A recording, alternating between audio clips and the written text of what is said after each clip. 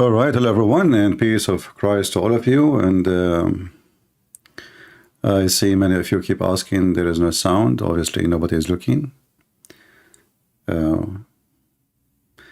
properly. We have a very big number of people who they are blind or they are using glasses and they are not wearing them.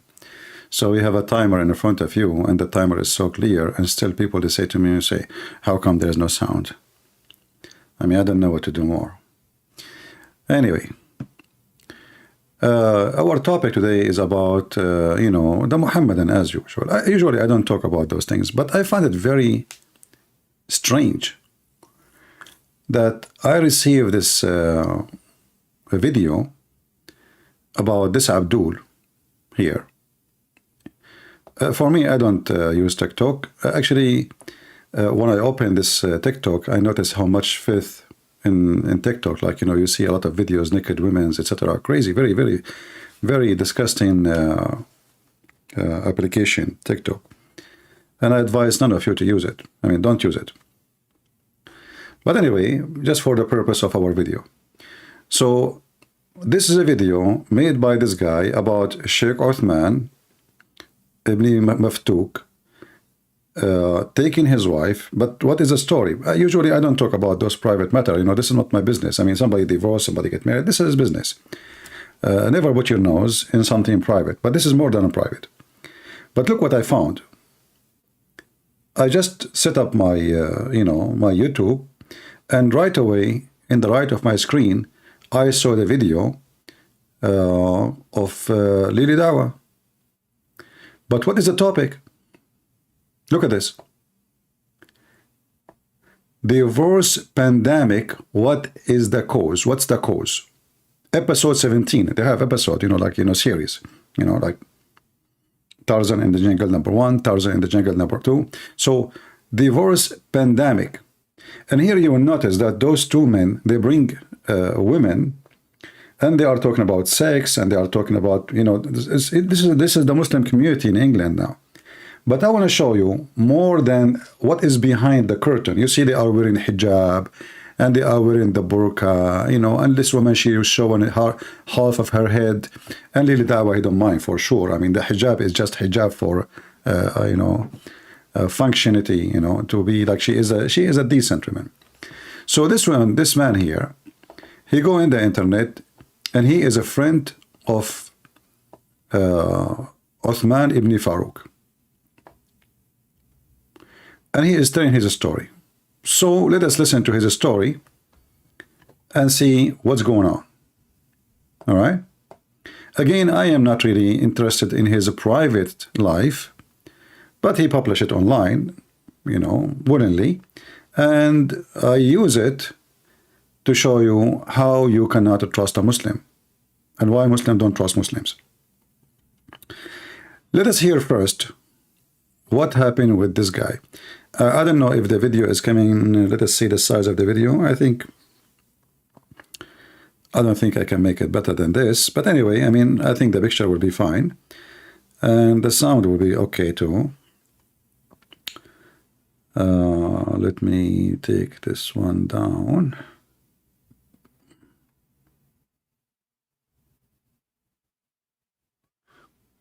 Okay. So let us hear what this guy story. Grant you Jannah, Ameen, Ya Rab. So almost a week ago, you asked Shaykh Uthman how to find a good wife. Just to go back, he was talking to Sneeko. So this video is made and sent for Sneeko. And I mean, look who is their friends and their advisor, Sneeko. I mean, the guy, he don't even know how to say two words together. And obviously is a street boy. And you are asking Sneeko for something? What are you asking Sneeko for? Listen carefully. Shocking act from Shaykh Uthman. What is that act? Barakatuh, brother Sneeko. MashaAllah, God bless you. Yes, MashaAllah. Grant you Jannah, Ameen, Ya Rab. So almost a week ago, you asked Shaykh Uthman how to find a good wife. So you ask him two methods to find a good wife. You ask him about dating apps. He said no. And you ask what about OnlyFan. He's like, I don't know what his OnlyFan is. It's just totally fine. Yeah. Shaykh Uthman doesn't use those methods. He uses a better method, exactly totally different. That's what fits his style. Subhanallah. May Allah guide us all.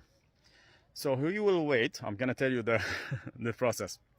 He is gonna wait for a friend and see if he can help him.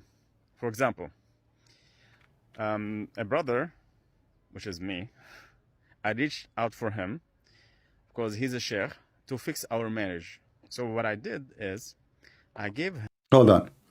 Before you continue, there's a picture on the top. I want to show it to you. He is posting it. Shaykh Uthman married us in the same day of this picture. So because Uthman supposedly is the imam of the mosque where they live, so this guy, he married an Islamic marriage. And who is the one who performed the ceremony, which is a stupid ceremony, like they put a tissue from the kitchen and the top of each hands, and they say, do you accept this woman, blah, blah, blah, you know. Anyway, so Shaykh Uthman is the one who performed their marriage, and they are close friends, very, very, very close. They are brothers. They are really brothers. And as you see here, he took a picture with Shaykh Uthman the day Uthman married him as a sheikh to his wife. Now, for sure, you will not see the wife because the wife's Muslims, you know, she will be in the bed waiting naked. So, Uthman is the one who did the ceremony of marriage between this guy and his wife. Okay. So now we continue because you know, like in the video, you did not see that part where he is showing. That's why I wanted to stop the video so you can see a better image. All right. So now, let us go a little bit back so we can, you know, carry on. So he will wait. I'm gonna tell you the the process. He is gonna wait for a friend. Guys, what is the problem? The guy, he got married from other women, from a woman. Shaykh Uthman is the one who performed the marriage. What the problem? Why this need explanation?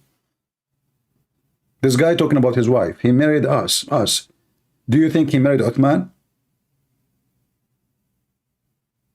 Like, does it come to your mind that he is saying that he married from Uthman? So he married his wife, and the one who performed the marriage is Uthman. Is it complicated? All right. So, oh boy. Those methods. He uses a better method, exactly totally different. So they ask Sneeko, he asked Uthman how to find a wife. Sneeko, he want to find a wife. I mean, I mean, those guys, they sleep with women every day, I don't know. And Muslim women, you know, just to show you how cheap this religion is just wait, because there's more videos to show. I mean, go. May Allah grant you Jannah, Ameen, Ya Rab. So almost a week ago, you asked Shaykh Uthman how to find a good wife. So you ask him two methods to find a good wife. You ask him about dating apps. He said no. And you ask what about OnlyFan. He's like, I don't know what his OnlyFan is. It's just totally fine. Yeah. Shaykh Uthman doesn't use those methods. He uses a better method. Like what? Exactly totally different. What? That's what fits his style. Subhanallah. May Allah guide us all. So he will wait. I'm gonna tell you the the process. Yeah. He is gonna wait for a friend and see if he can help him. For example. A brother, which is me. I reached out for him because he's a sheikh to fix our marriage. So what I did is I gave him my wife's number because we have some trouble I had trouble between me and my wife. So guys, is his sound good? Is his voice coming good? Somebody's saying put his sound higher. Do you hear his voice fine? Is his voice in the video is fine?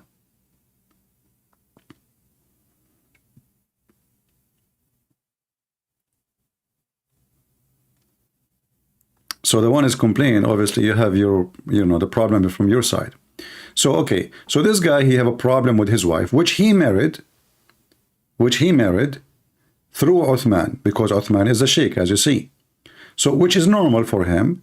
He have a problem. It's like, you married in a church, and the priest there, this is the priest of your church, and he is the one who married your wife. So you ask him, can you, like, talk to her, help us to solve the problem? So things can happen this way. Nothing wrong until now. So he is doing the right thing. I mean, he go to the sheikh who he trusts most, and he is a friend to him, and always they take pictures and they praise each other. And now he have a problem. So he went to Uthman asking for help to fix what? His marriage. Uthman, for sure, he will fix it very well. I reached out for him because he's a sheikh to fix our marriage. So what I did is I gave him my wife's number because we have some trouble I had trouble between me and my wife. So I trusted Shaykh Uthman, I know him, and then I was on his table in Balboa Park. MashaAllah, he's one of the du'at here. He went on a cross-country da'wah. Look, he is praising him now. The guy, MashaAllah. The funny is, you will find every scumbag from those Muslims in YouTube, they say, MashaAllah, MashaAllah, his wife, her ass is beautiful. MashaAllah, her vagina is delicious. MashaAllah, I'm going to take her from her husband. MashaAllah, he is looking at his victim. So you see, he is praising the husband. They are friends, MashaAllah. They are a very religious community. I mean, what we can say, I mean, you have to take it as it is. MashaAllah, So, MashaAllah, etc. Man, his wife, she's something, huh? MashaAllah. Yeah, we have to praise Allah for that. I gave him my wife's number because we have... What you did? Hold on. So you are a Muslim conservative. You make videos to spread Islam. You grow a beard. You claim you are doing dawah. And you idiot. You gave your wife phone number to Uthman. And what happened next? Wait for a friend and see if he can help him.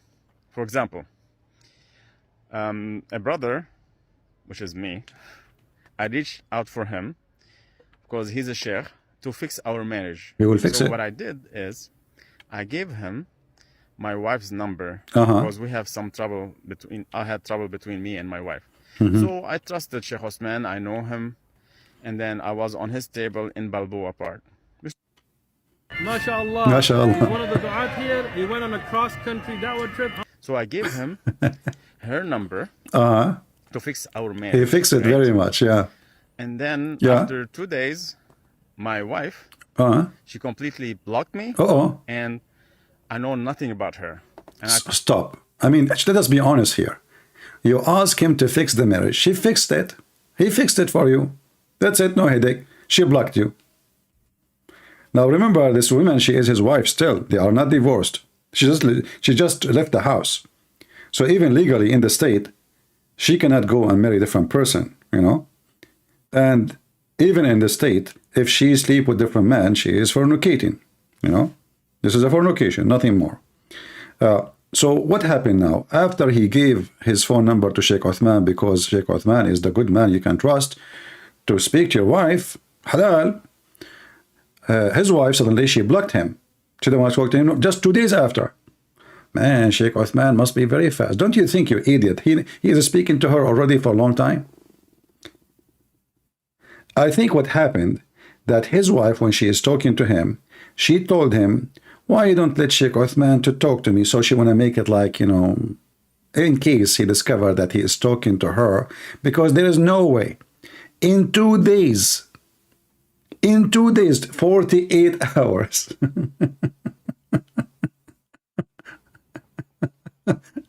After Uthman get involved, she blocked you. Okay, what happened? So Shaykh Uthman, now he texts her, he called her, they speak, and the camera is on, mashallah, and he advised her to do what? It's our marriage, right? And then after 2 days, my wife, She completely blocked me, Yeah. and I know nothing about her. Oof. And I told Shaykh Uthman, what happened? Why she doesn't talk to me? She's like, she doesn't want you, that's it. Yeah. Sheikh Uthman, he was sent to fix it. He told him, just don't talk to her, man. She don't want you. That's it. No negotiation. Why? Because Uthman, he took the wife. Yeah, don't bother her anymore. I'm like, okay. I was like, okay, well, this is my fate. So I got suspicious a little bit. Like, what's going on? So somebody told me that she got married, like after a month of. What? Somebody told him, I'm just showing you what he's in top. Married as a second wife, and she cannot reveal his identity. So he's talking about a video made by his wife, speaking that she got married to a husband, but she cannot reveal his identity. Remember Lily Dawa making a video about second wife?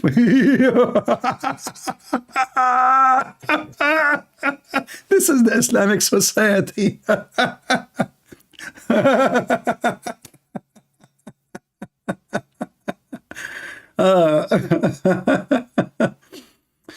Oh boy. So listen, the wife, she made a video saying that she got married. But you cannot get married. You are still married. How you get married? You're not divorced yet. And she cannot reveal the one who married her. Why? Because it's secret marriage. Okay. So now this guy, he became more suspicious. Why she do not reveal the name of the husband? What's going on? Me of our separation. I was like, this is weird. This is not Islamic way. And then she's still my wife. Why? She married somebody else. How she married? This is weird. She's a very private person. She doesn't talk to. I can tell she is very private, especially when we hear her video. You can tell, man. I mean, this woman, she is a private. No comment. Any guys, okay? So subhanallah. She don't talk to any guy. She talk only to Sheikh Uthman, you know. I want to ask you how you met her. As long as she didn't talk to any guy. Aren't you a guy too?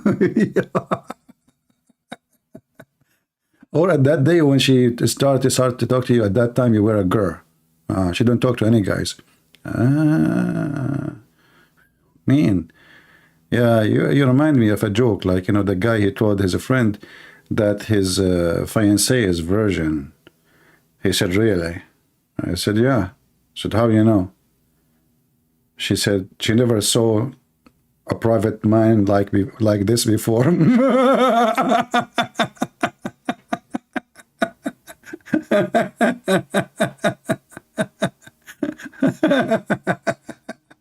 I mean, she saw like 1,000 private parts before. I'm not going to the dirty word, but she never noticed something like this before. She is a virgin, man. She is very virgin. Okay. So, sorry for, you know, tell us the story. Go ahead. Of our separation. I was like, this is weird. This is not Islamic way. And then she's still my wife. Why? She married somebody else. I'm like, this is weird. She's a very private person. She doesn't talk to any guys. Okay. So subhanallah. I did some research and I found out that Uthman married my wife. How he can marry her? She's married. Instead of fixing my marriage, he married her. Still, she's still married to me. Look. Uthman, he married the married women. Married to you? Can you repeat the sentence? This is not Islamic way. And then she's still my wife. Okay. I was like, okay, well, this is my fate. So I got suspicious a little bit. Like, what's going on? So somebody told me that she got married, like after a month of our separation. I was like, this is weird. This is not Islamic way. And then she's still my wife. Why? She married somebody else. I'm like, this is weird. She's a very private person. Very private. She doesn't talk to any guys. Absolutely. Okay? So subhanallah, I did some research and I found out that Uthman married my wife. Instead of fixing my marriage, he married her. Excuse me. This is the very much perfect fixing. What are you talking about? He fixed everything. I mean, he was busy for the last 48 hours fixing stuff. What are you talking about, you know? Secret wife, and, you know, this is, by the way, it's a crime in California. You can go to jail, and the police should investigate, because now, actually, there's a proof of it. Later, you will hear a phone conversation between him and Uthman. He forced Uthman to divorce his wife. This guy, obviously, he blackmailed him. He will report him to the authority. So Uthman, he recorded Uthman divorcing his wife. But I don't want to burn the movie for you. You know, you cannot tell the Arab a movie. You cannot take him. He will tell you the movie before you watch it. Anyway, so, okay, now, so what happened? So, subhanAllah, I did some research, and I found out that Uthman married my wife. Instead of fixing my marriage, he married her. Still, she's still married to me. Islamically, she's still married to me. Subhanallah, may Allah guide him. I don't know, subhanallah, this is not Islamic. Do you think Allah did not guide him by making this happening and fixing your wife? What are you talking about? Isn't it the Quran says everything happened to you by the will of Allah? Bad or good? Now you deny destiny? It's destiny. When they asked Muhammad about fornication, he says everybody, every human being, he have his portion of adultery, which he must commit as his fate. So this is Allah, you know, Allah, he made this happen, brother. Allah behind it. Allah made you give his phone number to your wife. I think she, you know, he have it already. Allah made him, you know, like each other to go to bed, and Allah, you know, made him fix the problem. So what happened? My wife, instead of fixing my marriage, he married her. Still, she's still married to me. Islamically, she's still married to me. Subhanallah, may Allah guide him. I don't know, subhanallah, this is not Islamic. This is not, I don't know what to say. Subhanallah. Not Islamic. Isn't it your prophet, he took his own son wife? What are you talking about? Isn't it your prophet, he went to his own son wife when she was at the house of the husband, and he flirted with her, and he said to her, please be to Allah, the one who made my heart to flip for you. See, Allah is the one who made his heart to flip for her, and his penis too. Come on, brother. This is very Islamic. What are you talking about? If your prophet did it, why Uthman, the ketchup boy, would not do it? You know, he was catching up with your wife. So this is the way that Uthman pick up his wives. And guess what? She's his second wife. And then this is the testimony of my wife, that how did she find the new husband. Oh, now listen, guys, his wife is the one, she is very private. Remember, he said she is very private, she don't talk about anyone, but she is posting this online.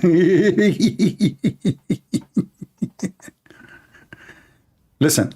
You judge. Assalamu alaikum. Assalamu alaikum. Wa alaikum assalam. So I'm a second wife. My husband had a first wife before we got married. Him and I were not looking to get married, like, at all. There was a guy that was trying to marry me, and he gave... There was a guy, he was trying to marry me. See, I told you, this is not 48 hours. You see?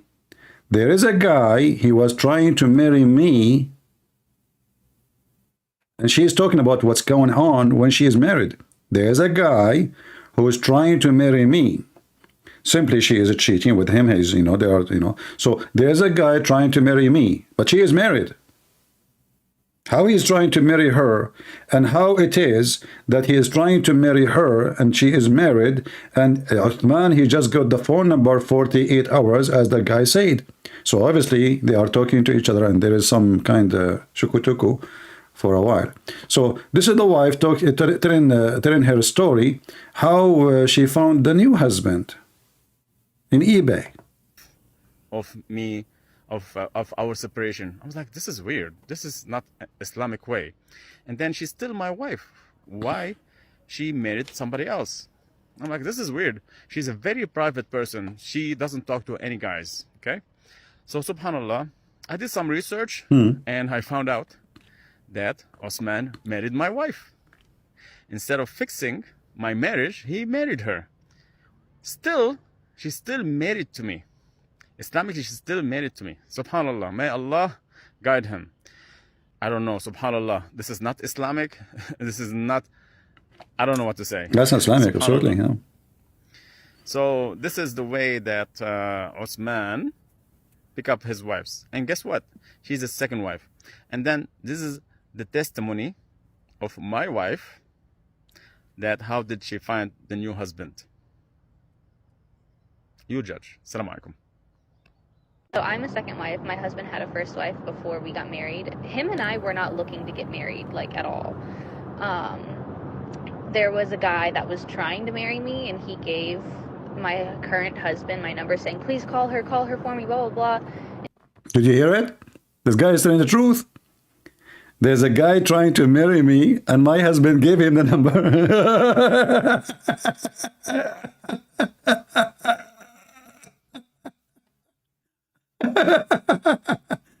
He's not lying. This is what happened. We just heard it. So there is a guy trying to marry me, and my husband, he gave him the number.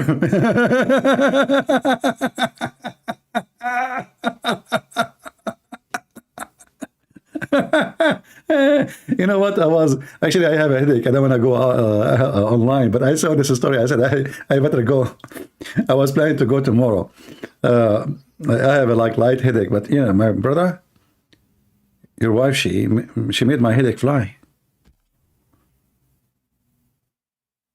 So your wife, she just said that the guy you gave the number of your wife to him, already he is trying to marry her.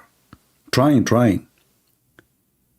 And the husband, he gave her a new husband the number, and he said to her, call her.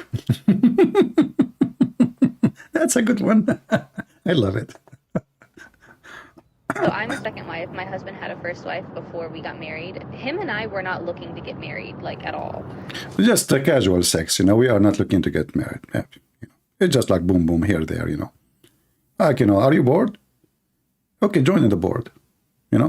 Take a ticket. All right. That how did she find the new husband?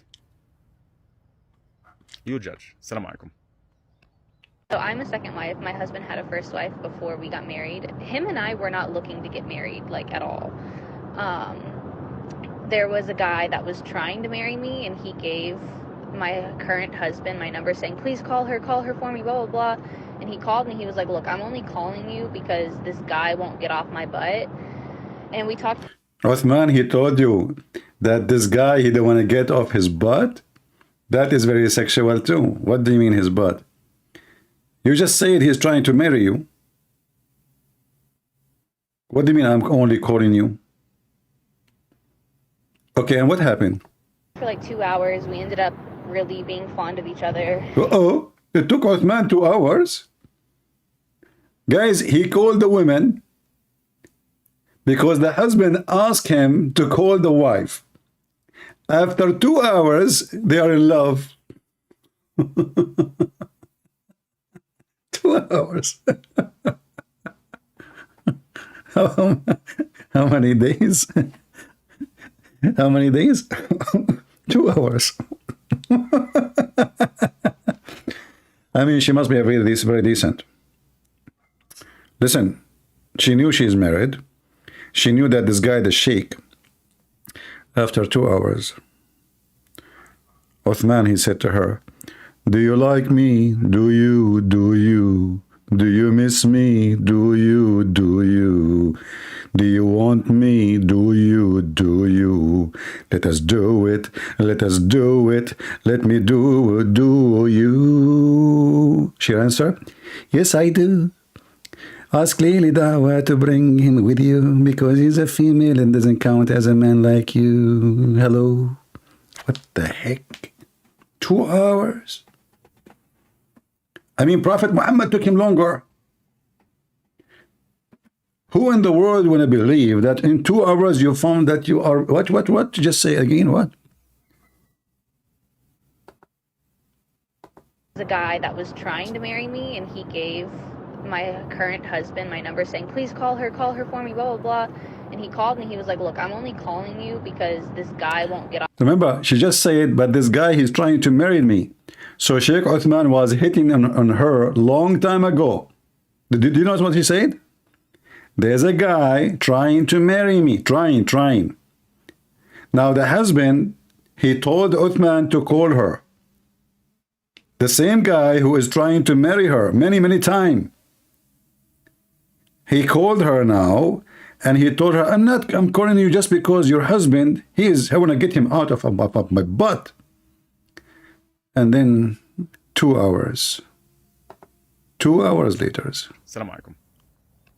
So I'm a second wife. My husband had a first wife before we got married. Him and I were not looking to get married, like, at all. There was a guy that was trying to marry me, and he gave my current husband my number saying, please call her for me, blah, blah, blah. And he called and he was like, look, I'm only calling you because this guy won't get off my butt. And we talked for like 2 hours. We ended up really being fond of each other. He told me, I'll find a husband for you. I said, okay. You will find a husband for her. What a service he is doing for her. He is doing it charity. La la la la la la la. I wanna be a sheikh, oh la la. All women just call me. I can find a husband for you beside me. La la la la. What the heck? And this guy in yellow, he's saying, how can he allow himself to speak to his friend wife this way?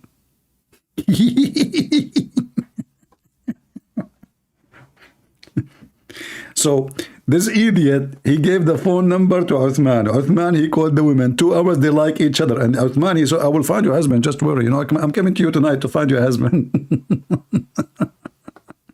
I'll make sure you approve. He said, no, I'm going to find a husband for you. No, listen.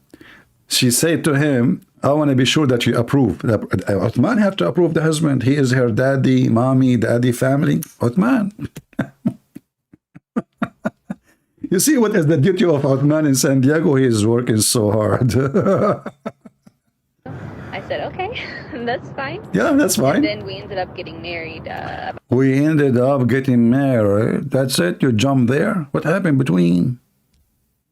Come on. What do you mean? All of this is in a few days? Man.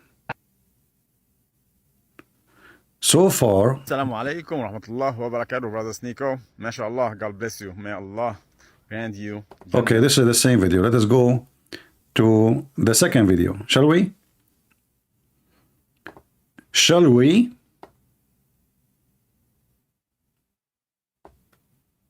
Is Uthman a zani, which means he is a fornicator? 1. So now, this guy, he asks Sneeko to ask Uthman an honest question. How many wives you have?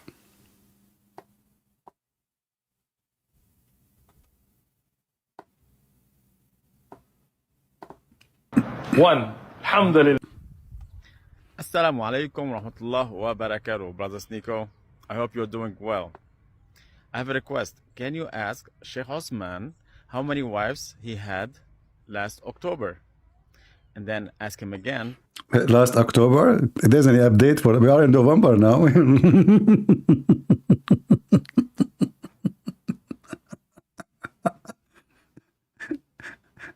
You know, Uthman, he married her for a few weeks, and this guy, he forced him to divorce, otherwise he will report him. So the guy, he dumped her. So they want to go to jail, you know.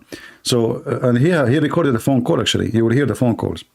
So go, tell us what happened. He had last October. And then ask him again why you divorced your second wife 15 days ago. How many wives do you have? 1. Alhamdulillah. You know. You will notice how the liar, it took him some time to think about it. You see? Notice. The idiot Sneeko, he asked the question, right? Why Uthman is posing to think what he will say. Notice with me carefully. One, alhamdulillah. See? See the fake answer? Listen, listen. Wife 15 days ago. How many wives do you have? One, alhamdulillah. I have a wife, alhamdulillah. I have kids, I'm happy, alhamdulillah. Alhamdulillah. One is plenty. Well, I don't know. So in Islam, the man, there's nowhere in any hadith, there's nowhere in any verse in the Quran that states that a woman has to give permission to her husband for him to get a second wife. For a man to get a wife without asking his first, because nowhere does it say that. The second wife is the other guy wife now, the same woman. We heard her before. So this is the wife they are fighting over, which is wife for both now. So look, she is educated in Islam, you know. Uthman, he told her. Uthman, he told her, you know. My wife, she do not need permission from, you know, from her. I do not need permission from my wife to have you. Listen, we can have secret marriage, all right? Just let us go to bed. In the Quran that states that a woman has to give permission to her husband for him to get a second wife. For a man to get a wife without asking his first, because nowhere does it say that, right? Verbal commitment to you. And me and my husband have made a deal that if I am starting to fall. Look at the deal. Uthman, not only he took the women from her husband, he is putting condition that he might take another woman. This woman, she will ask him, please, if you are thinking to have a third wife, can you just alarm me that I'm doing something wrong? I mean, this is, who is this Uthman? They are fighting over him. And me and my husband have made a deal that if I am starting to fall behind and I'm not doing my due diligence as a wife. What is that exactly? Besides washing dishes, what are you talking about? Can you give us more details? In diligence as a wife? What's that? But what are you not doing? What? What is the intelligent? If you don't do it, he will find a third wife. What is that? I just became curious, you know. Christian Prince, first of all, to the private question, and you didn't ask them. Abdul, they put them online. I mean, don't you see the video is online? They are talking online to millions of people. This is not a private topic no more. Don't you see? Are you stupid? Christian Prince, first of all, don't insult me. I'm not stupid. I'm a doctor. I get a degree. What is the degree? I don't have a degree. You know, the donkey ate it. I told you once at a time that the liar always seen the donkey ate the Abdul, don't talk about donkey eating stuff. I can show you the Quran been eaten by a goat. Are you saying to me that Uthman and Aisha and all of them, they are lying? Because they are the one who said that the Quran like being eaten by the goat. Sorry. No, I said to you the donkey ate my degree. You said this is the proof that you are a liar. Always those who lie, they say this. Donkey ate their degree. Here we go. The Quran is the highest degree. And who is the one who said the goat ate it? Aisha and Uthman. And then, you know, so you Muslims, you just accuse your prophet wife that she is a liar, man. How you do that? You are telling the topic. And then the topic. Okay, let me watch the video then. Just give us a break. The woman she is talking, she could put condition in the husband that if she is not doing her intelligent, Zakir, by the way, what that word mean? Christian Prince, first of all, you need a permission from your parent to explain to you. What permission from my parent? What do you think I am? I am 6 years old, mature. Christian Prince, first of all, there is no proof that you are 30 years old. What's wrong with you? Do you want to show you? Christian Prince, respect yourself. Okay, so what are you talking about? As long as I'm 6 years old, like Aisha, she was 6 years old when she got married, she was mature, for God. So tell me what the intelligent of this woman, what she will do exactly. Christian Prince, I have to go because I have to wash dishes. Now I know the intelligent of the husband in Islam. What is left is the intelligent of women. Let us see. That he will warn me beforehand, and if he ever wants a third wife, he will let me know before it happens. And if you want a third wife, he will let her know? What's wrong with those people? They live in America. Those people live in San Diego. She told Uthman that if you want to find third wife, he will let her know, because now she don't trust him. Already he have her as a second wife, as a secret wife. he swore to Allah for that. That's the best. He swore to Allah? He did? can do to prevent him from getting another. But also, my husband, he's got the money for 2, but he don't got the time for 3. He doesn't. Uthman, shame on you. You have the money for 2, but you don't have time for 3? Sorry, he have money. He have money for 3, but he don't have time. So she reacts, you know, like she's. I mean, you know, he can squeeze sometimes. What are you talking about? I mean, he can spend with you a half hour instead of 1 hour. You know, I mean, what are you talking about? The time always there. Listen. Doesn't have the time to be able to split it between 3 women. He just doesn't. You know, he barely has the time to split it between her and I and 4 children. One. Alhamdulillah. Assalamu alaikum wa rahmatullah wa barakatuh, brother. And now you will see the last series in the movie. This guy, he forced Uthman to divorce his wife.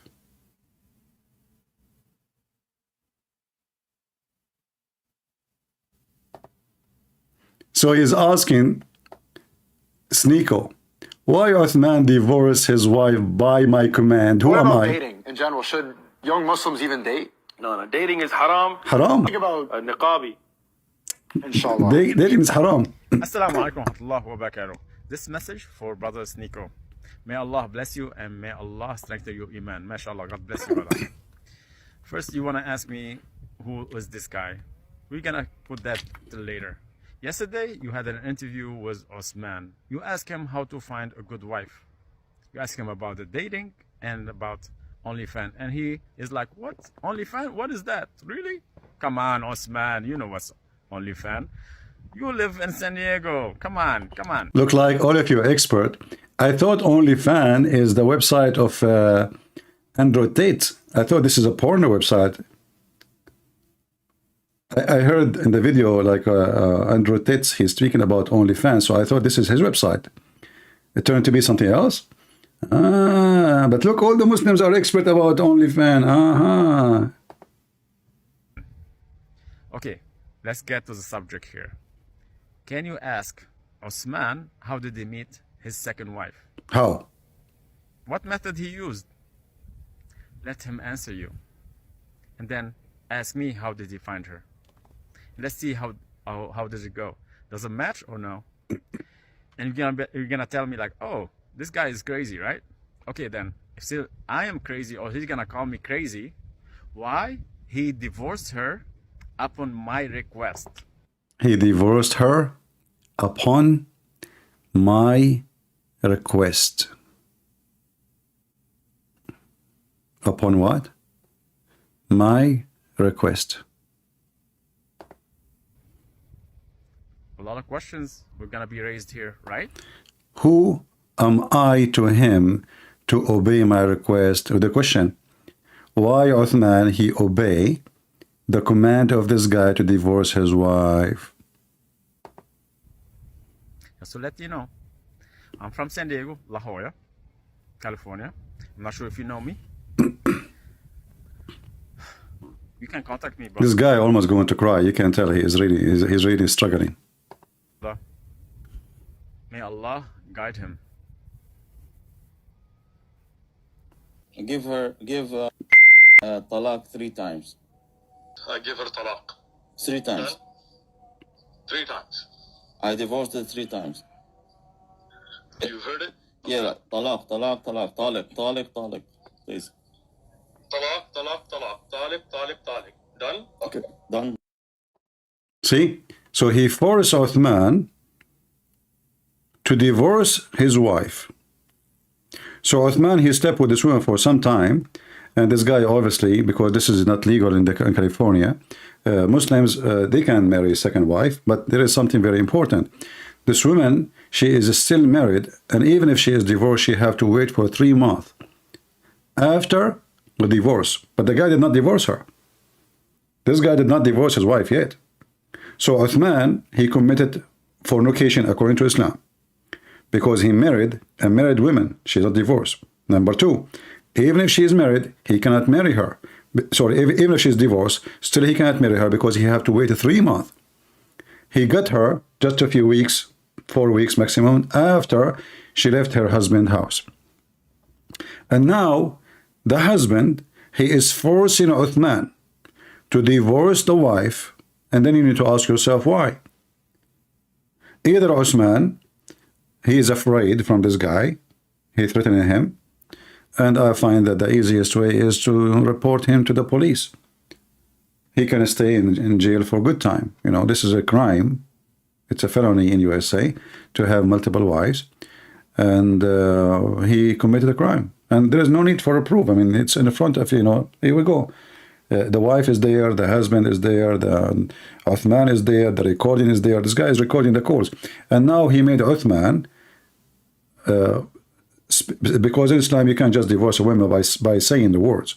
He made Uthman divorce his wife. So now he have a proof that Uthman, he married his wife because now he made him divorce her.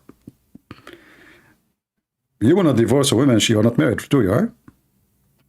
So it's a messed up story. He married his second wife while she is still married to someone else. What a big sin a man can do. You heard it? Yeah, طلاق طلاق طلاق طالق طالق طالق. Please. طلاق طلاق طلاق طالب طالب طالق. Done? Okay, done. You know, you will notice here, Islam is space. He is saying, a Christian prince, you are a low class to talk about this. So I am a low class to talk about this. You are a good class to do this?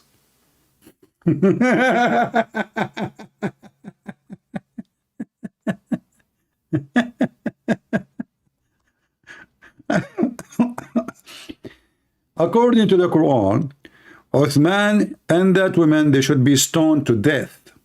Low class idiot. According to the Sharia law, if we can consider it a law, the law of an idiot, Uthman and that woman, because she is married, and he claimed that he married her, but this is cannot be marriage, because simply this is nothing but fornication. You don't marry a married woman. So he slept with married women, which is according to the Quran.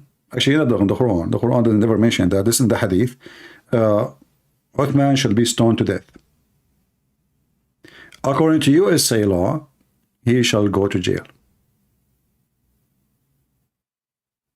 So they post this online, inviting the public to talk about their scandals, and then the Muslim says to you, you are low class to talk about it. Well, you are low class to do it. For us, we are here to expose your lies. Your sheikhs are nothing but a bunch of scumbags. They speak about Allah day and night. They grow a beard, and they claim that they want to convert people to have the guidance, and yet your people are not guided. Those are supposedly the best of your men. And look, here, just today,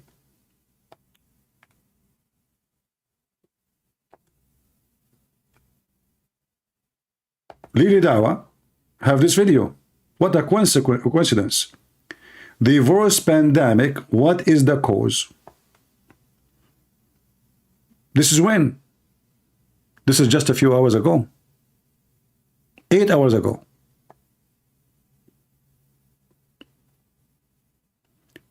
So the Muslim community, we can say with no question, it's screwed up.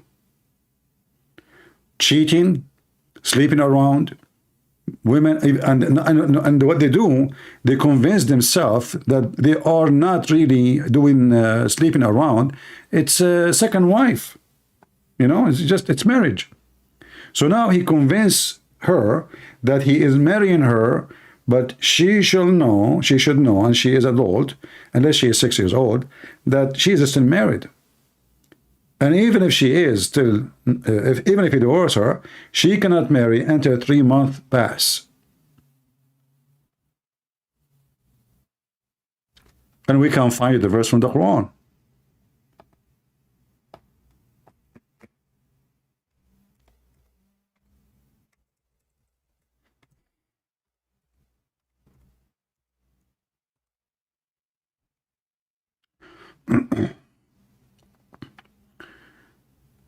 So if a man, he divorces a woman, let us see. This website is horrible.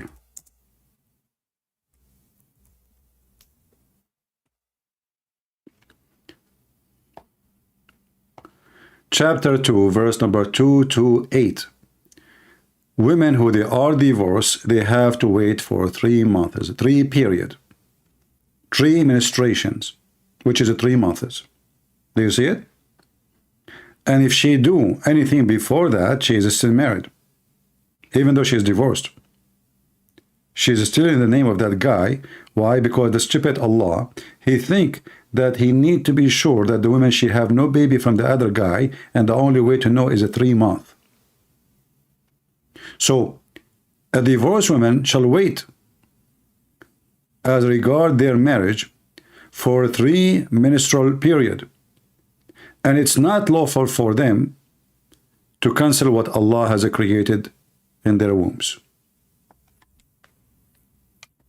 So even if she is divorced, which is not, obviously, the guy, he made it clear, she is still married, and he repeated that many times. He did not divorce her. If those are your best Shaykh, and then, you know, we have war in Gaza, and Muhammad Hijab is so upset from the rabbi, and you know, yet those guys, they have time for this garbage, and they bring 4 women and Mimi Hijab alone with other guy. We cannot consider Ali Dawa guy, sorry, you know, it's okay. I mean, Ali Dawa can sit with the girls, you know. But what about Mimi Hijab? He's not a man. Showing their hair. Look, are they all Muslims? Why one of them she is covering her face, the rest are not? Why one of them showing the half of her head? I mean, what is the Islamic clothes? I mean, what, everybody dress as he wish. The women in the middle, half of her hair is showing. The women in the left, she is covering herself with the burqa almost, you know, but she have still her hair, you can see, and she have makeup, and she have fake eyelashes. And look, she is wearing gloves. She is so conservative, you know. And then they start talking about sex and, you know, sex problem in the bed, and why the man divorced the wife, and why the women she seek divorce. So in one hand, Mimi Hijab and Li Dawa, they claim that they are busy now defending Gaza. Look, even they have the flag of Gaza in the top. Look, they did not forget Gaza. Are you kidding me? They never forget Gaza. They never forget Nagla seed, halal cat food, and the flag of Palestine. But in the same time busy with females, just to collect a view and make money. Episode, and look what this, they call it, episode 17. They have series, you know. You want to, by the way, you want to join, you have to pay for it. Episode 16, episode 17, 18, okay, and then they will stop because now it's the month of Ramadan. It is episode belly dancing. So do you see how much corrupt this society? In the appearance, they say, MashaAllah, Alhamdulillah, Bismillah, Balalala, Oh la la. Behind the scene is the most corrupt society ever. Imagine you are married to a man, and this man, he go to other women, and now he is not fornicating, no. He said to her, let us have secret marriage. You might spend with this man for 10 years, you never notice. He claimed that he have a business, he travel a lot, you know, he travel. He's doing business. Any night he want to sleep with the other wife, he do the same, you know, like I have to go. And the man, if you remember, Li Dawa himself, he made a video that a man, if you remember the secret, you can search for it, secret wife. Can a man take a secret wife? Mimi Hijab, he said, a man, yes, he can lie to his wife. It is Islamic. You can lie to your wife. So this is what Islam is about. What is from God in what they do? You see, if somebody, like all of us, we fight sin. I fight sin, you fight sin, I get tempted, you get tempted, everybody get tempted. Everybody in the world. And there's millions of things to get, tempted with.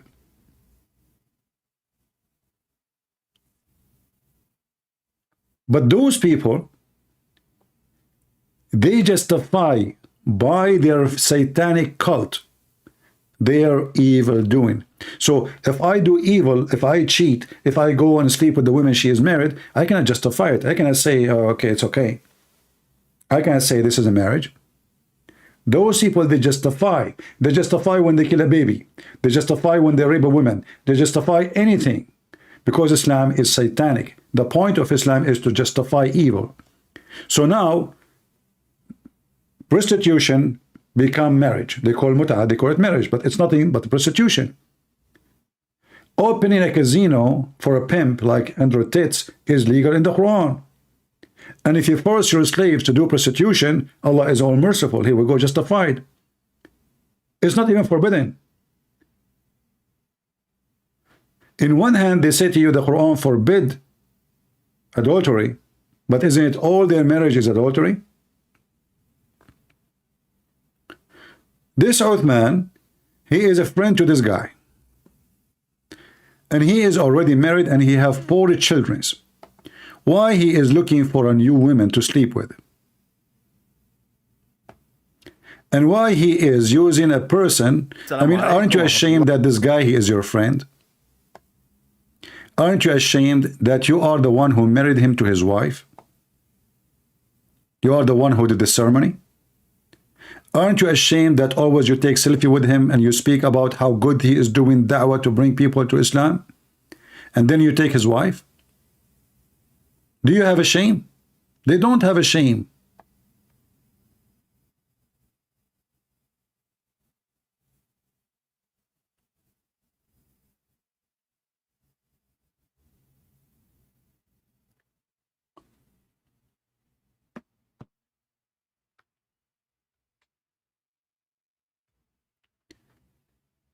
And here you will see the comments of some Muslims.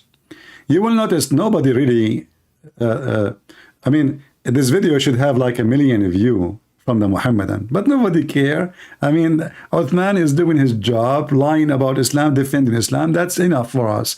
He sleep with your wife, he sleep with any wife, who care? As long as it's not my wife, who care? So Islam, the truth, he said, wow, this is shocking. I don't know this. That's it. Samir saying, this Uthman is a low life. Who cannot be trusted? I posted some bad things about him, but he's lucky that Facebook made me take down my post.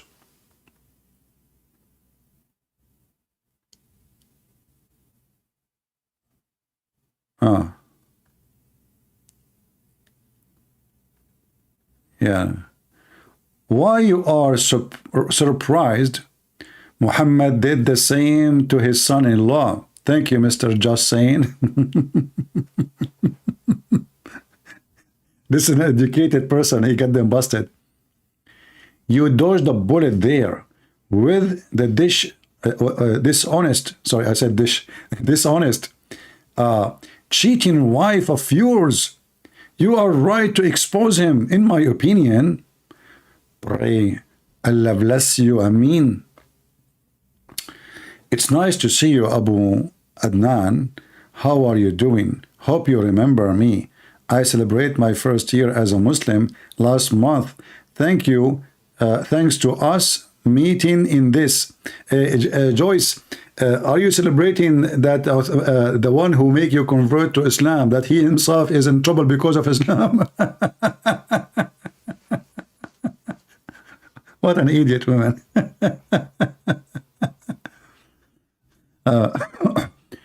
Oh believers, if an evildoer bring you any news, verify it. Look, they are accusing the guy that he is evildoer. The guy, he is, you know, Abdul, listen, if this guy, he accusing this guy with this, and he live in the state, Uthman, he can't take him to court. He can't make him a big issue, because if he's lying. So the guy, he took his wife, and you are accusing the guy that he is lying? You see, now the Muslims are defending Uthman because Uthman is working for Islam.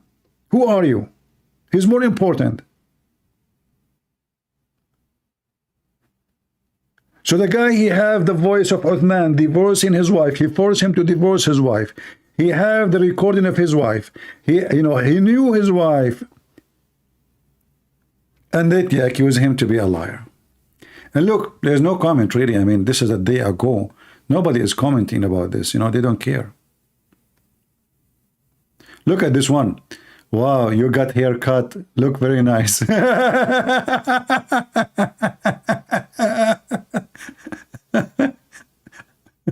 She must be a whore. I mean, the guy, he lost his wife and you are hitting on him now. You got a haircut? What the heck? What about his story he just told you? The guy, he just took his wife. You are looking at his haircut? Samir, my brother, just like you have the right about him, I do, because I am a brother of yours. I am a Muslim also. This man cannot trust it. That's it. That's it. How many Muslims knew what Uthman did? How many? And by the way, I always suspect those comments to be from the same person, because Muslims, they cheat. There's a website, I forgot the name. There's a Muslim guy, he was debating Sam Shamoun. And, debating in text, like, he write back. So, the websites, the one in charge of the website, they notice that the Muslims who are refuting Sam Shamoun and Sam Shamoun, they have the same IP address, which is impossible. Which means coming from one computer. So imagine the guy, he is debating Sam Shamoun. You will see the name Sam Shamoun there, and you will see the Muslim guy. So the Muslim guy, he got Sam Shamoun busted. Sam Shamoun, he answered. He do not know how to answer. Obviously, his answer is not good. It turned to be that both of them is the same Abdul. So Muslims, they post their own comment.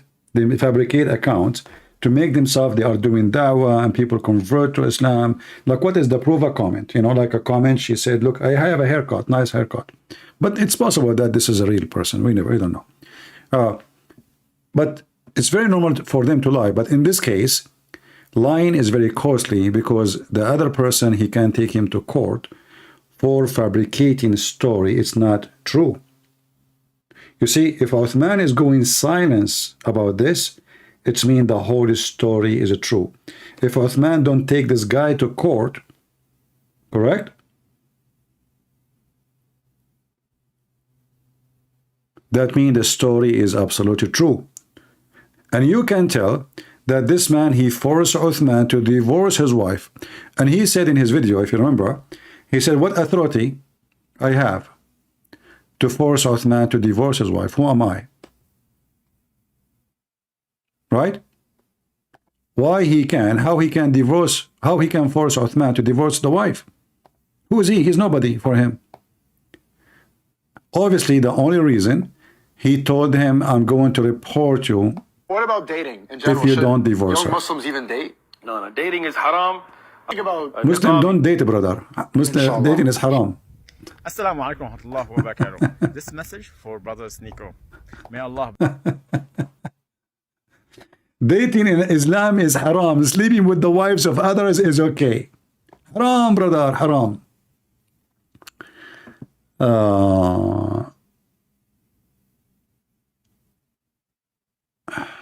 As you, he is one follower.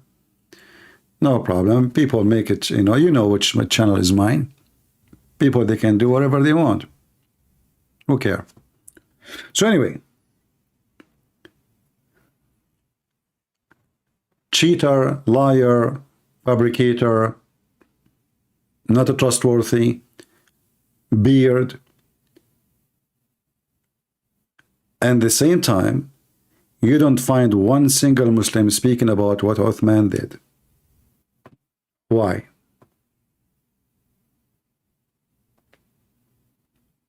why they are not talking about it?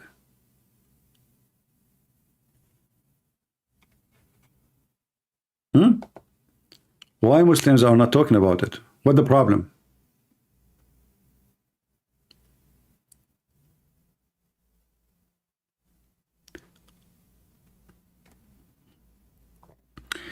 Do you remember when there was a priest, I forgot his name, he was accused of rape, and after he died, you know, and they say that the accusation is true, but I don't know. I mean, after he died, you go after him. What about you accuse him when he's alive? When he's dead, there's no way to defend himself. But when this has happened, every scumbag in from the Muslim terrorist groups, he made a video about it. Where are you? As long you are against anyone who is a cheater, a liar. You know, for us as a Christians, we know that this is such an act is absolutely, you know, evil act, and the person who do it, he go to hell. Same time, the Lord, he warned us about false teachers who come to you in the clothes of a sheep, but they are wolves, like your prophet. So for us, when a person he do that, he is a priest, he is a bishop, he is shaming himself. But for you, can you shame this man for what he did? No, because your prophet, he did exactly the same. If you condemn this man for going after unmarried women, then you have to condemn your prophet for what he did. Correct? For me, I cannot be called a Christian. All of us, we commit sin. Nobody can say that we are angels coming from the sky. Every man in this earth, he is, you know, he get tempted, he commits sin, he fight or don't fight. It depends on the person. But I cannot claim that when I commit sin, I'm following my Lord. But you, Muhammadan, when you do fornicate with the wife of somebody else, you are following the sunnah step by step of your prophet. He took his own son, wife, not the neighbor. He flirted with her when she was in the house of the husband. And this is all written in your books. This is not a book written by the Jews or the Hindus or the Christian prince. This is your books. So, is that why Muslims don't dare to shame him?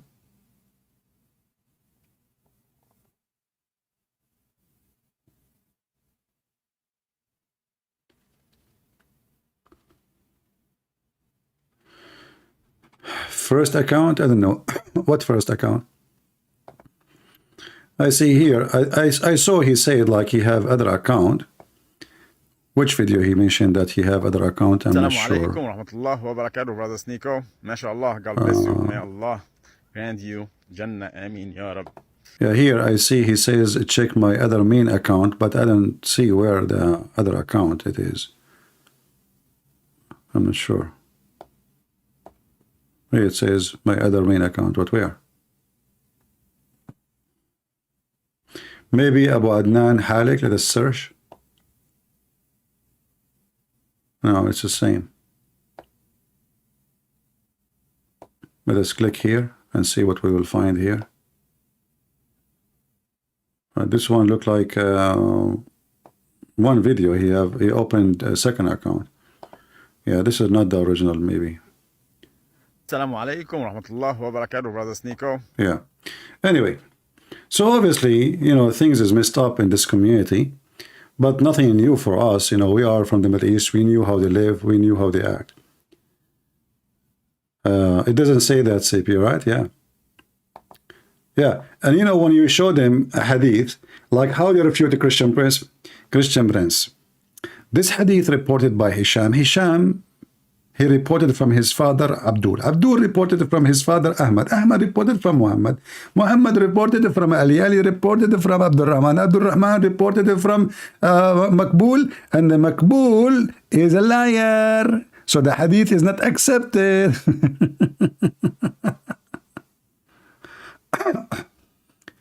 Live visitor. He have an account live visitor. I don't know, live visitor or dead visitor, who cares? I mean, we got the videos we want, who cares? I'm not going to go after his videos. I don't even care. I mean, I saw this guy before. And actually, I made, I think, a video to get him busted. He's an idiot, like the rest of them. All of them, they claim that they can refute a Christian. Actually, there is a woman, she came, and she emailed me in Patreon about him. And even she told me that he is hitting on her. She told me that this guy is hitting on her.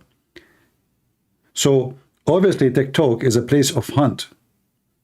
And I will not be surprised if his wife, the one he made her a wife, he got her in TikTok too. So this TikTok is look like it's a hunting, you know, place for fornicators. And there's many Muslims and non-Muslims, you know, who they are just looking for a man in the bed. I just see a woman, she said, oh, you have a nice haircut. The guy almost crying about his wife, she cheated on him, and she is talking about his haircut. So I'm assuming he will text her right away. He says, oh, you like it? I have more haircut. Can I show you? So anyway, maybe we should add the name of a Sneeko in the title. Should we add the name of a Sneeko to the title? Because the Sneeko is involved here, you know. Oh boy.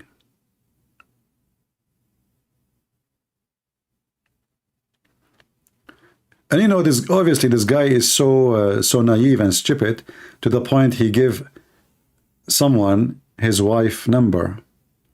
Like he don't say to him, let us go meet me and you and her, you know, and you talk to her. No, I will give you her number.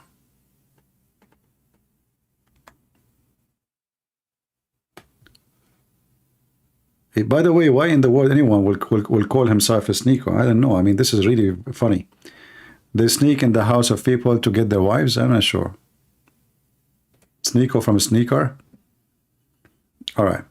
Well, I don't want to keep you longer here, but how many of you will download the video and show everybody how trustworthy Uthman is, and how this is not about Uthman, by the way.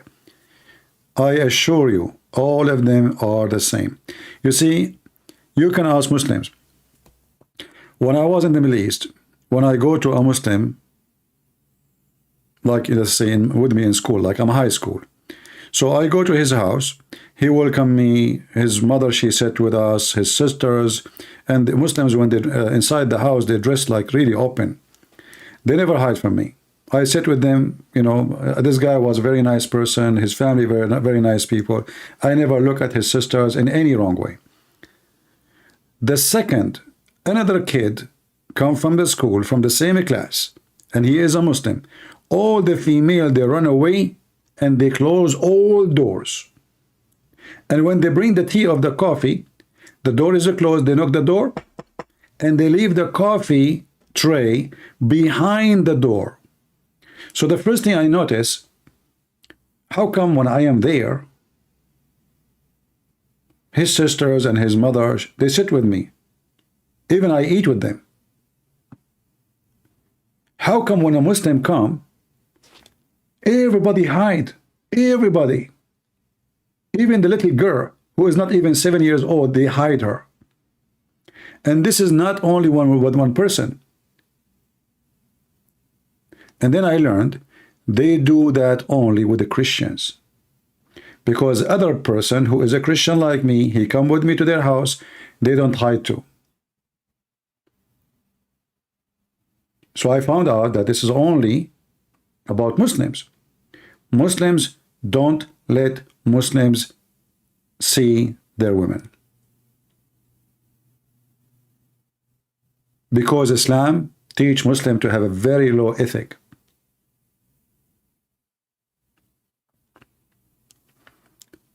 When a Muslim family, they come to visit my parents, the wife, she take her scarf. My dad is sitting there. She's not covering her hair. She take off her coat. She's wearing a normal dress. That will never happen in the house of a Muslim man. Women, they sit with women alone. Alone. And men, they sit alone. When they go to visit the Christians, the woman, she is dressing nice, she have a makeup, she have her hair, you know, style, she have sometime even shorter skirt. And the husband is with her. You know, her husband is coming to visit with her. They don't trust Muslims. And they love, in case you do not know, they love to associate with Middle Eastern Christians.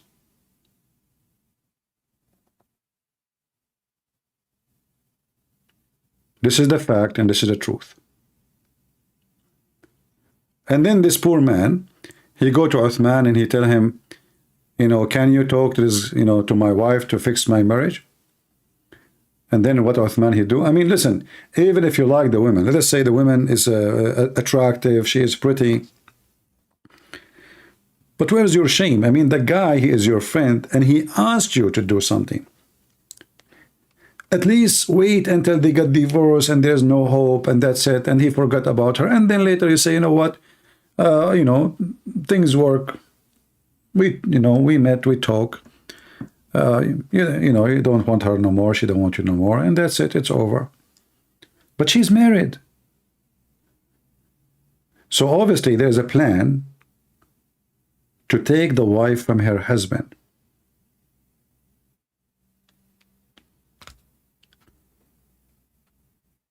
Anyway, so I hope our topic today, I don't like to talk about those topics, but I found it interesting because it's, you know, it is very good way to explore the Islamic corrupt society.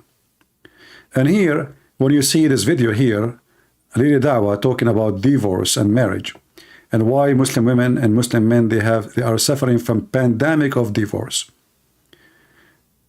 Shouldn't the Muslims ask themselves, first of all, who made divorce so easy in Islam? So easy, text message. And you are talking pandemic? Text message. He don't even need to do anything. He don't need to go to court. He just send text message. He can go out in the street, his wife, she is cooking in the kitchen, you know, he sent her a text message, say to her, you are divorced. So if you want to fight the problem of divorce, first of all, do you have even marriage? If you have marriage, you will, like you see, there's 4 women there. All of them, they can be in bed with one of those guys. What is the marriage? You know what marriage means? You merge together. In Christianity, you become one. You don't have marriage, you have a sexual contract. So, if the Islamic religion is successful to make a family, then we will not see such a title.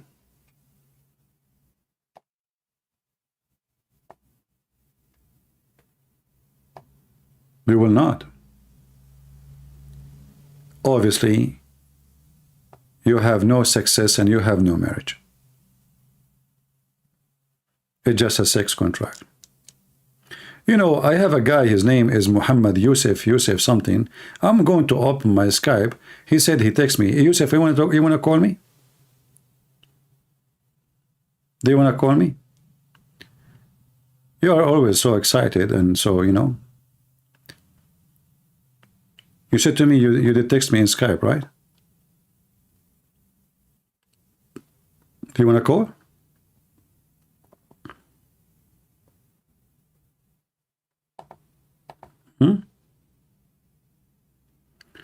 And he even calling me coward. Let us call him.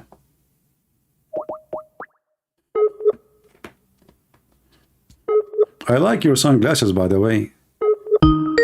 They look like my front door. Don't you think they are so big?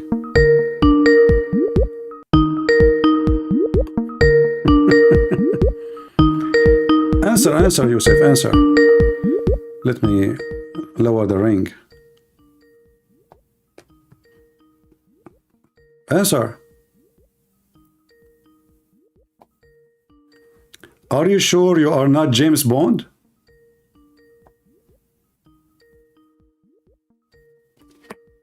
I don't know. I have a feeling I saw you before. Aren't you James Bond? What is this? This is sunglasses. Are you sure? What is your face? What the heck? Huh. Yusuf did not answer. Muhammad is not available. He is not available. Let's call him one more time. Let's see. Give him a chance. Maybe his sunglasses will work.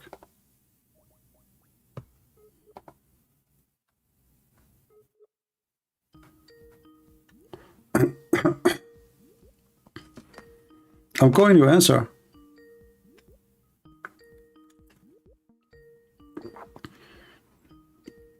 If you don't answer, I'm going to block you.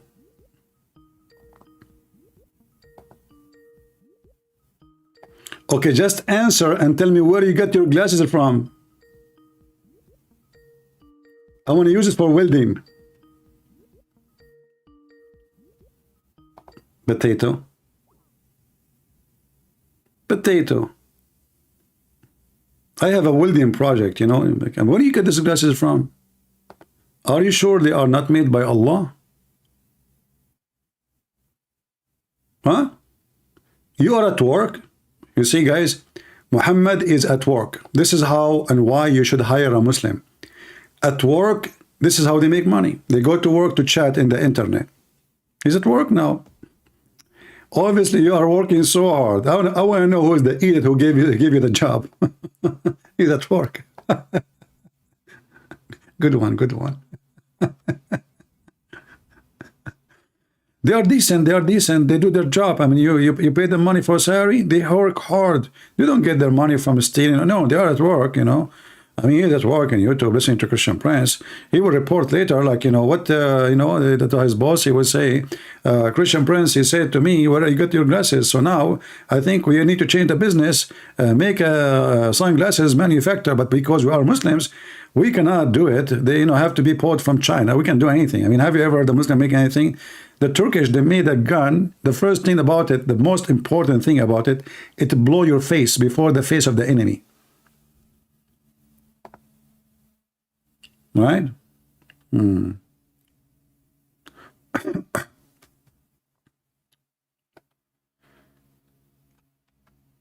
Any Abdul?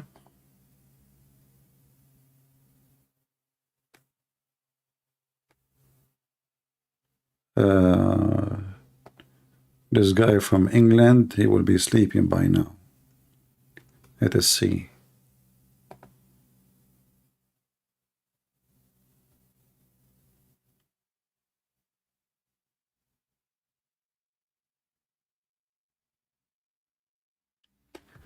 Okay, this is an ex-Muslim saying to me, thank you, all right. Abdul Rahman. Abdul Rahman, he called me many times. Like how many times? The guy, he called me like 3 a.m., 2 a.m. The guy, you see me in his dream. Let us call him.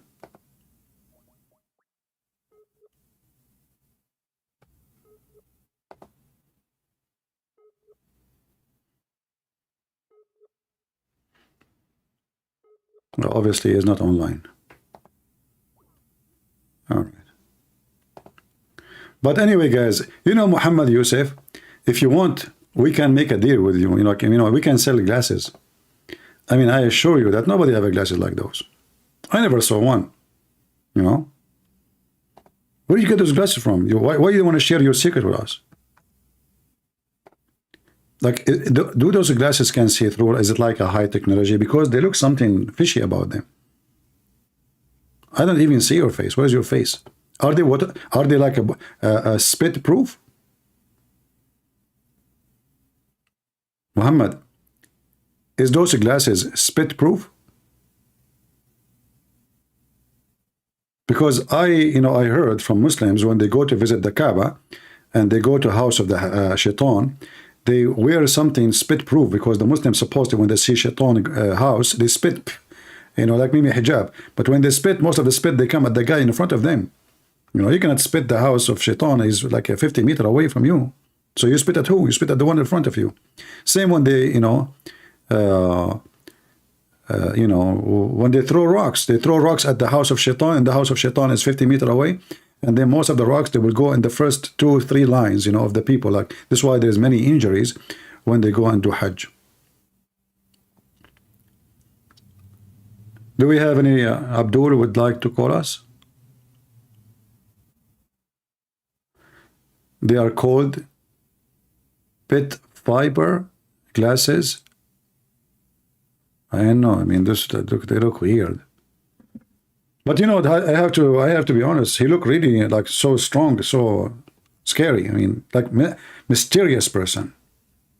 Mysterious,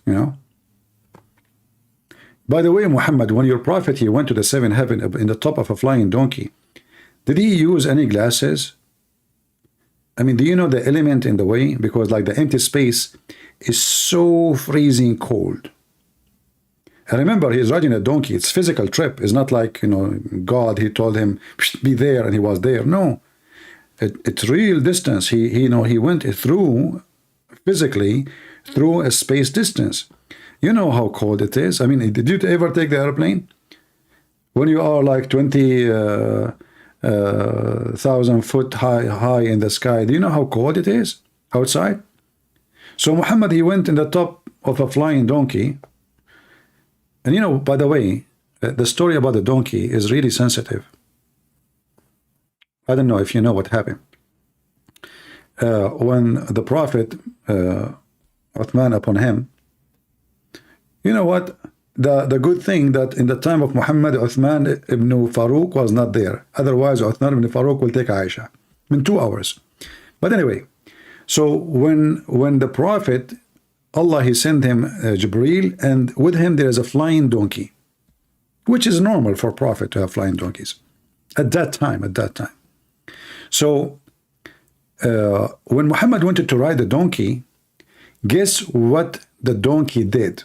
He refused to let the Prophet ride him. I mean, can you believe, guys, the details?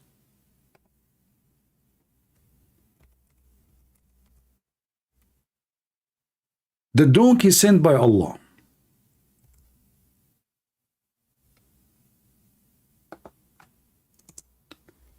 And the Prophet, when he ride the donkey, the angel told him, ride the donkey. This is the donkey coming to pick you up. The donkey, he tried to ride him. Sorry, I mean, the Prophet, it's the same. So the Prophet, he tried to ride the donkey. And the donkey went so crazy.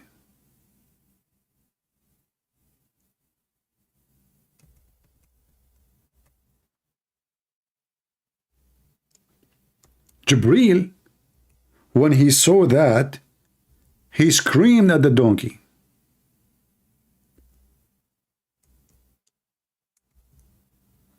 He said to him, shame on you. Do you know who is this? The donkey like, what? Huh?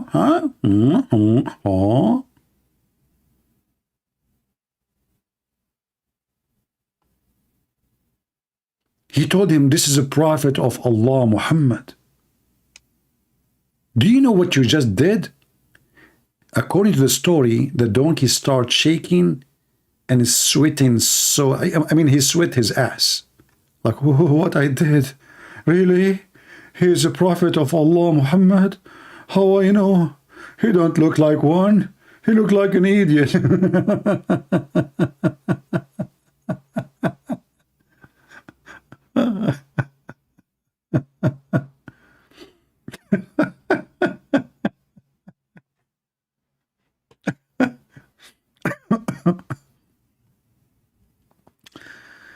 Oh boy.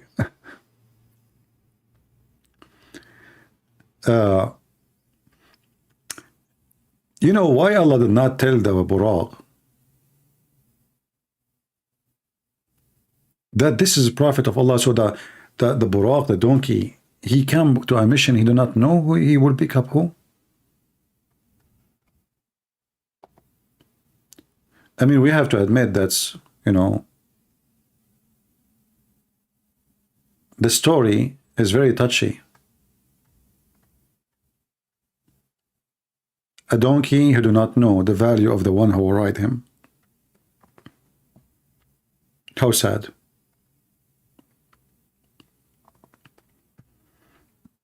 Do we have any Muhammadan? Who is a Muhammadan would like to call us? I can show you the story and you can read with us. Anyone?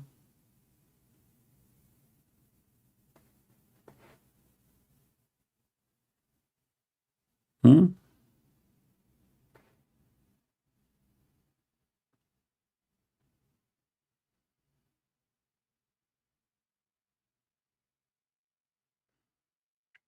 The video of Basim, I did make it unlisted for now because I don't want people to be confused about two live stream. So people will know we have only live stream for now. After I finish, I will put it back and we will go tomorrow as it's scheduled. All right? I just hide it for now so people won't be confused which stream he is going to go to. Because this is live and that live. Which one? So I did hide it. It's going to be back after I finish. Don't worry.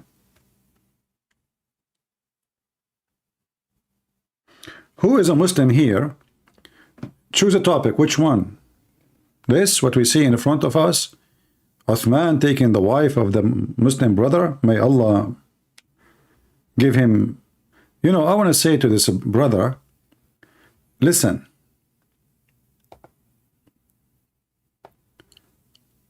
You are a Muslim. And those Muslim women, as you see, they are so easy. One goes, one goes. Anyone, yeah, just I assure you, in 2 weeks from now, maximum, he will have 2 and second wife and third wife. Right?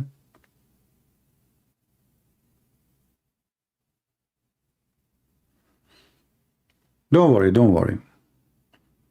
Just be careful. Don't do what your prophet did, 6 years old. You go to jail in California. You know, in California, they might let it happen. There's a lot of liberals there. They say, you know, the guy is just horny. You know, they feel for you.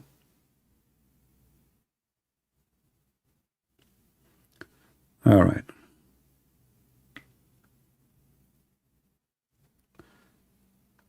Any Muhammadan?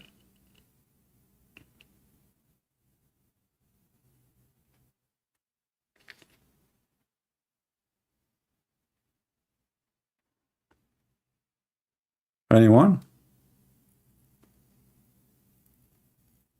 Yeah, we should have changed the video name. Make it a free Uthman wife. No, free this guy wife. Let us go strike to San Diego and make we put a sign. Uthman free his wife. Uthman free his wife. She is a civilian. Reveal the hostages. You know the...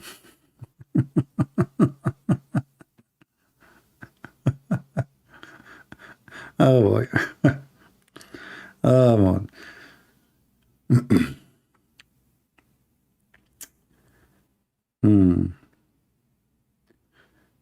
Any Muhammadan would like to join us live on air?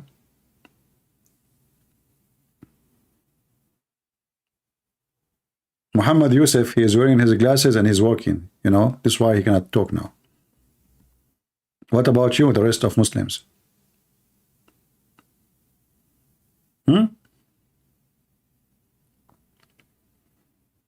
Anyone? Do you see the comment or not? I don't see you, but I see your comment. Is that a comment, supposedly? Do you hear my voice? What about you call me, mister? You call yourself, you claim to be a Muslim.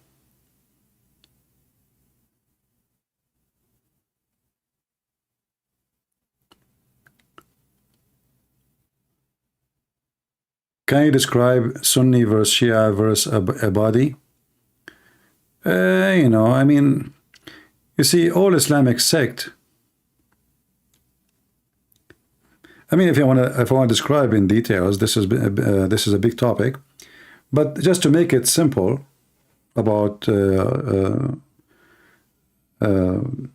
Islamic sect, without just focusing in only 3, because by the way, those are not 3. Like Sunni is not one sect. Sunni, when we say Sunni, there's many sects, and even they kill each other. In case you do not know, like as an example, the Sufi. If I go right now to YouTube and I search for Sufi, you will find tons of videos made by Muslims. Sufi suppose they are Sunni.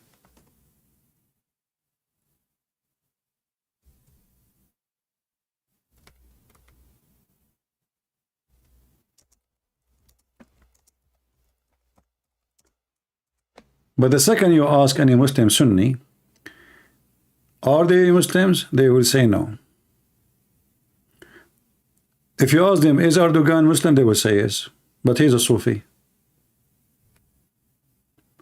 You ask them, is the, what's his name, those guys in Chechnya, Kadyrov, is he a Muslim? They will say yes, but he's a Sufi. So Muslims, most of them do not know really what a Muslim is. The majority of them, they are just ignorant. But if you go in details, you will find that the Muslims Sufi are not really Muslims. And then you have to delete tens of millions of, from those they count them as Muslims.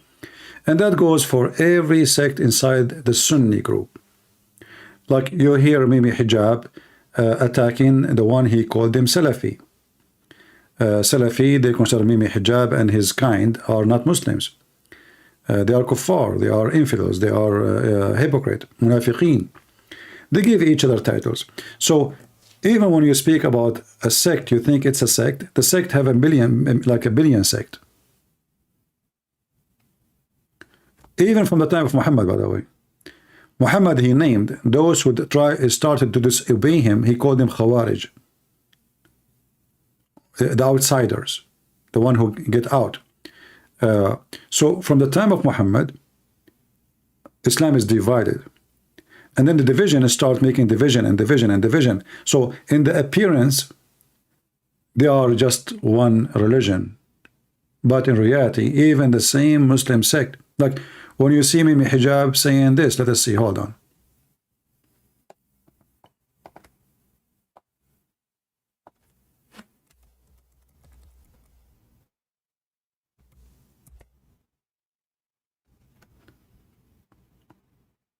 When Muhammad Hijab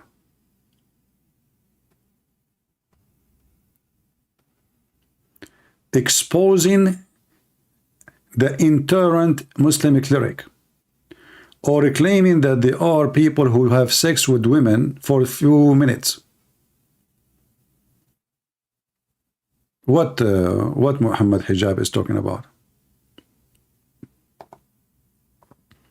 Aren't they the same as Sunni? No. For him, they are not. This is why they are enemies. Muhammad Hijab here is not talking about Shia, he's talking about Salafi. You know, Salafi is the same as they are saying Orthodox. So if the Orthodox Muslims are not Muslims, so who's a Muslim?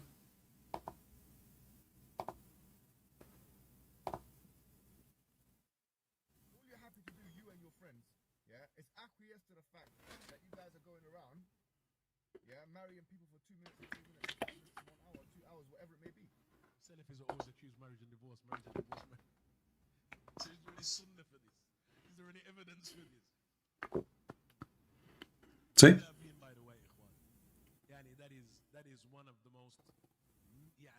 Oh, hold on, the sound is low. Sorry. That is made against the people of Sunnah. Anyone who's familiar. Let me play it again. Hold on, let me play it again because the sound was low. Sorry.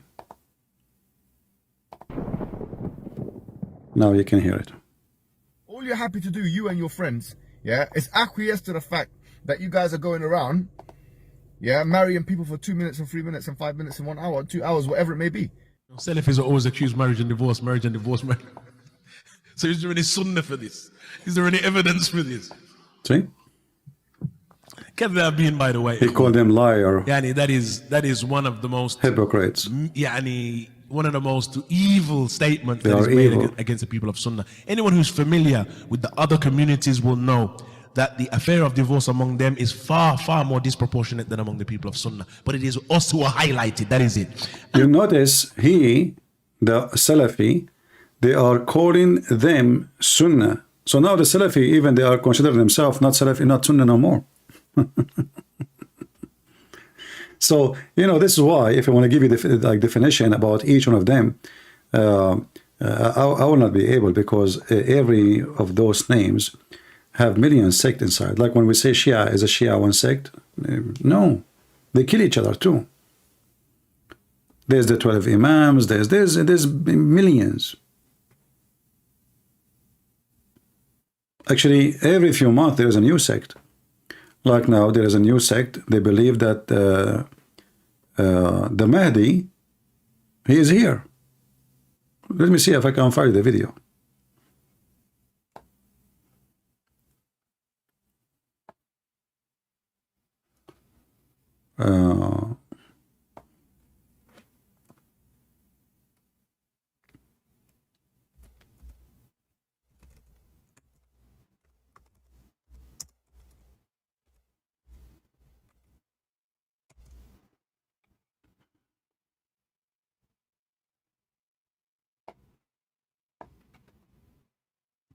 It is type in Arabic.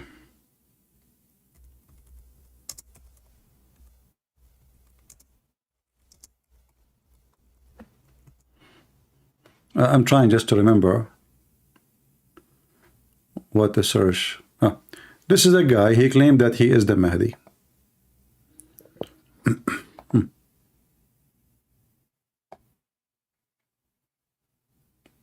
This is the Mahdi.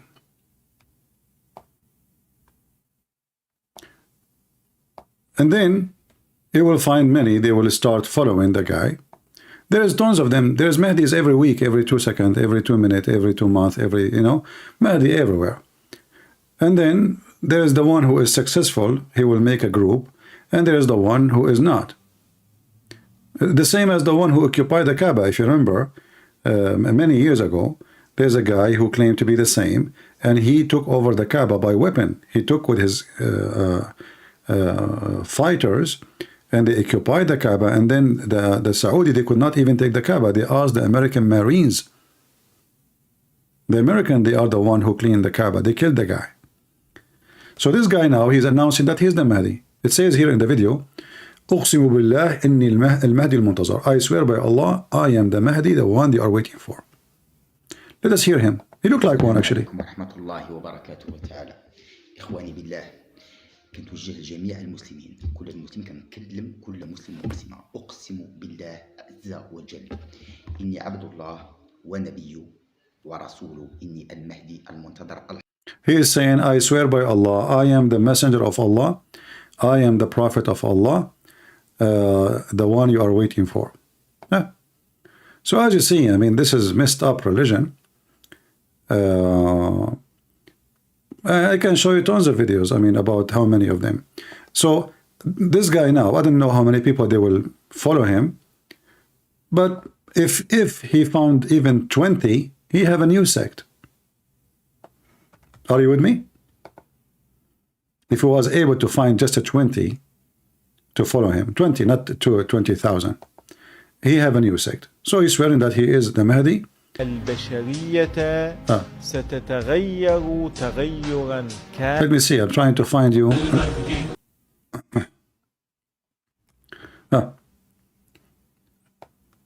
This is a song for the army of the Mahdi. And you see the Mahdi, his face is shiny, like he is. It says in Arabic, Al-Imam al-Mahdi sayadharu min al-Iraqi al-Kufa. So the Imam, the Mahdi, is going to appear, where his appearance will be, from Iraq, from the area of Al-Kufa and Najaf. Very soon, inshallah. Al-Mahdi qadim. Mahdi is coming. Mahdi. All of those are Mahdi. Look how shiny he is. Look, hold on. Do you see how shiny his head? Hey, Muhammad, where is your sunglasses, man? Seriously, I need it. I mean, I cannot look longer. I mean, this video is making me blind. He is shiny like that? Are you serious?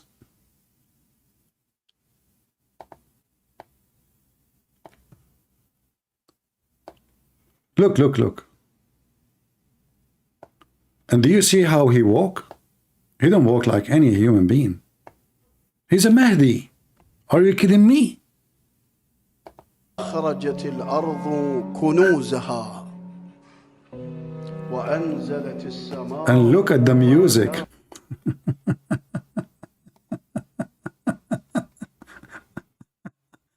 Can I have your email? Another Mahdi. This is Abdul. He was killed by the Israeli army, and look what they put in his nose. By the way, he's dead. They make him smile.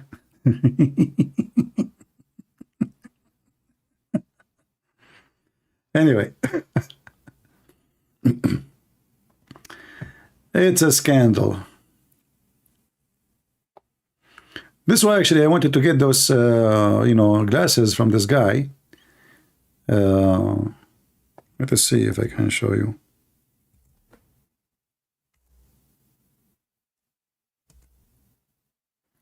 Maybe I can find you a real English video. What's that?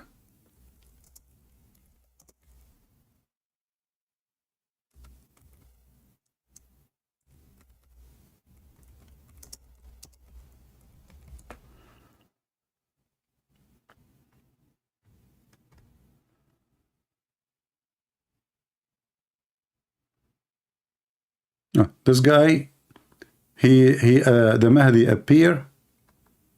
Okay, hold on. This guy, he claimed to be the Mahdi. You see, this is a Muslim TV show. This is a Muslim TV show. You know them, those Peace TV, Zakir Naik. So this guy, he is there, and he claimed in front of everybody that he is the Mahdi. Because the topic was going about Hazrat Isa, and everybody knows that Hazrat Isa alayhi salam is going to come back. I myself want to reveal something, that I myself is Imam Mehdi, and I am giving you the good news of the arrival of the... Look at the guy behind him. Look how he's looking at him. He want to kill him. Do you see the guy behind him? He said, I want to reveal to you that I am the Imam, the Mahdi. Let me zoom in. Do you see this guy here?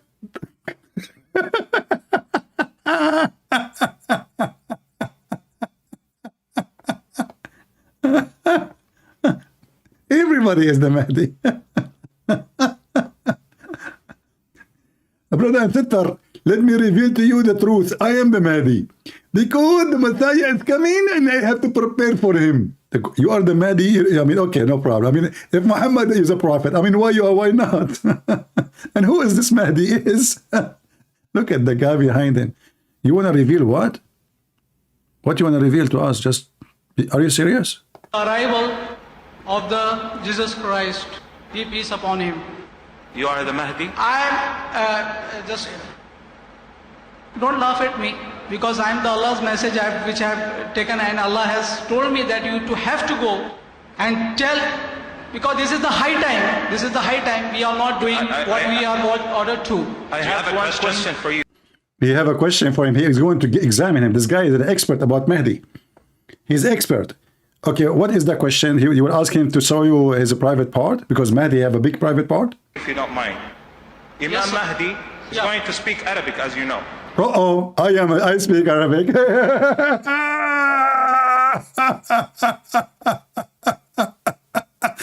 Imam Mahdi is going to speak Arabic, as you know. How you know? And why he speak Arabic only? He's racist?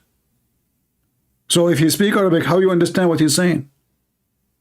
So, as you know, Imam Mahdi, he speak Arabic. Do you speak Arabic? This is just...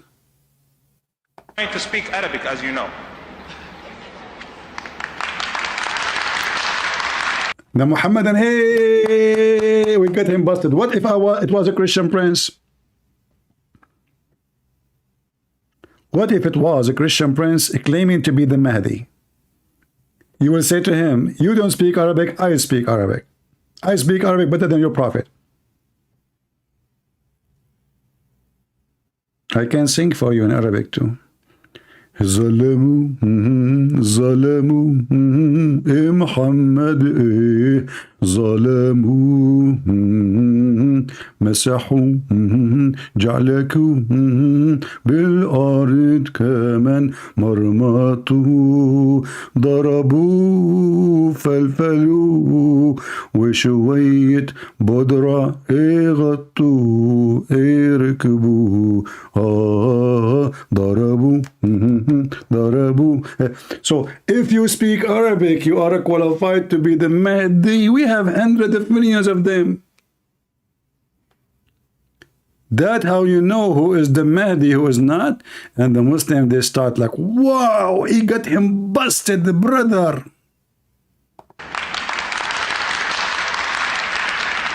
أعوذ بالله من الشيطان الرجيم بسم الله الرحمن الرحيم He speak Arabic. الحمد لله الرجيم بسم الله الرحمن Look. Apparently, he knows Arabic supposedly. He's going to speak Arabic. Listen. The guy, he recite the Quran in Arabic, so, right? So, but he's saying to him, do you speak Arabic? So he started, Bismillah ar-Rahman ar-Rahim. Alhamdulillahi Rabbil Alameen. Like Abdul, he is saying to you, do you speak Arabic? Not recite the Quran. Do you know Arabic? So now, the first guy, supposedly, he got him busted. Do you speak Arabic? The Abdul gets so excited, he got him busted. Imam Mahdi is going to speak Arabic, as you know.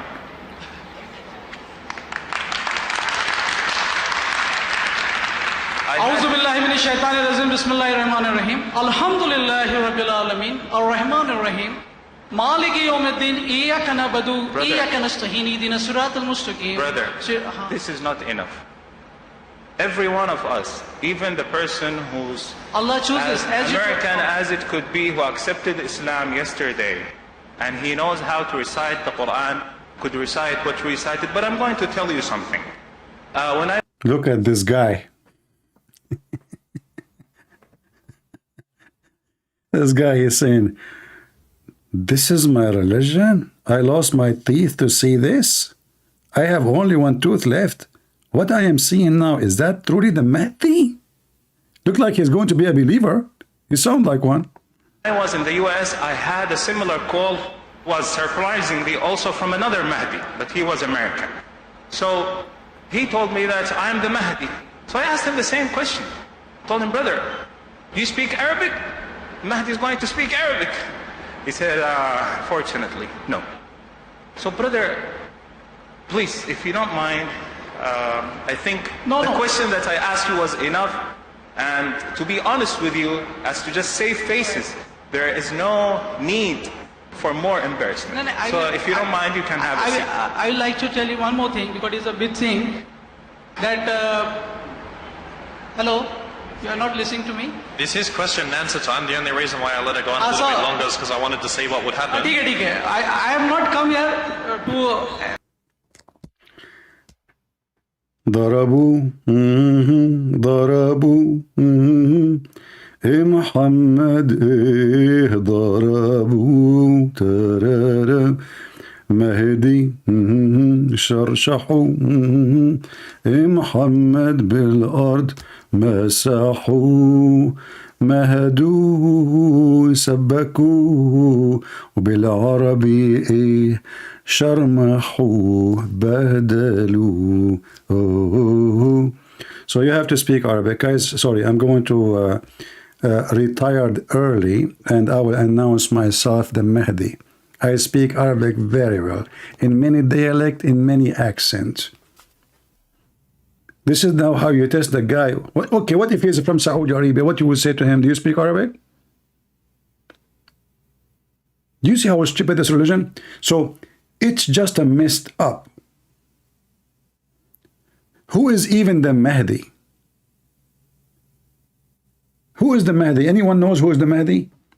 All is a fiction stories. The guy he don't fart. The guy, if he fail on his ass, he say Allahu Akbar.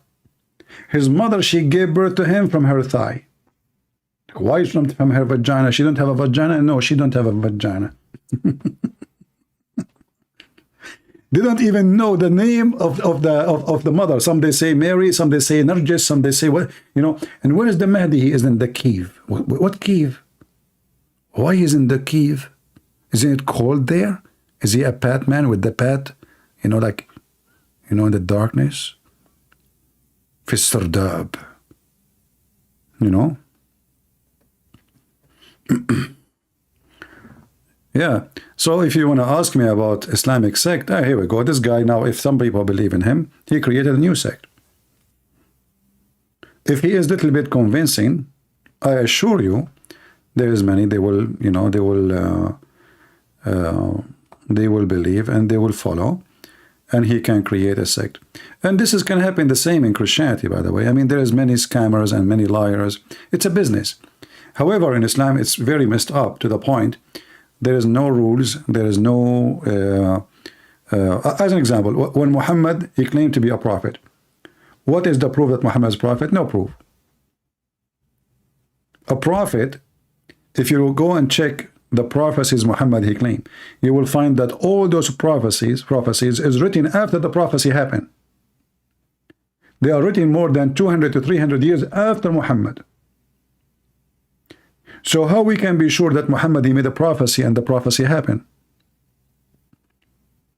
So after I die, 300 years later or 200 years later, you claim I said something, but there's no proof that I said that. You know, if you ask the Muslims about the book, it's called Al-Bukhari. Do you have even the book of Al-Bukhari? How many times we say Al-Bukhari is the most authentic book for the Muhammadan, right? But do you know that they don't have a single page of Al-Bukhari? They don't.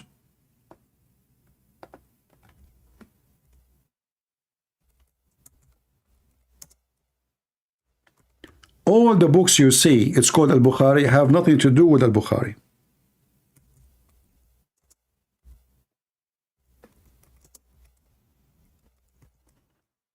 Just to show you.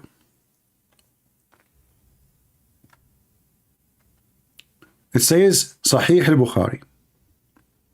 Okay, who is the one who wrote this book? They will say to you, but only the ignorant, they will say to you, Imam al-Bukhari, which is from Bukhara, which is not even an Arab. He don't speak Arabic. Suddenly he is the one who can remember like endless numbers of his stories about Muhammad, word by word, letter by letter, which is impossible.